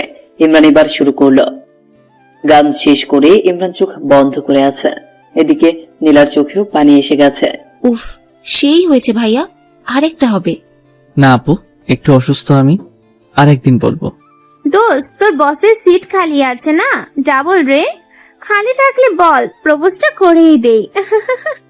মেয়েটা নীলার কানে কানে বলল। বলে দেখ কি বলে। মেয়েটা সোজা গিয়ে প্রপোজ করে বসলো। আচ্ছা তুমি ভালোবাসা বোঝো? বুঝি তো। বুঝলে আর থাক না বলি পুরনো কথা। স্যার বলেন না, সমস্যা নেই। তোমাদের কলেজের ইমরান নামে কাউকে চেনো? নীলার যে বিয়ের ছিল খ্যাতটা? খ্যাতটাই। আমি কেন এখানেই সবাই চিনে। সেই ছেলেটাই আমি। হোয়াট? অবাক হওয়ার কিছু নেই। তোমাদের সেদিন নীলাকে করা অপমানটাই আমাকে এত দূরে এনেছে। তাই তোমাদের একটা গান শোনালাম। আর ধন্যবাদ তোমাদের সেদিন অপমান করার জন্য। আর আপু, তোমাকে বলছি, ছেলে এমনি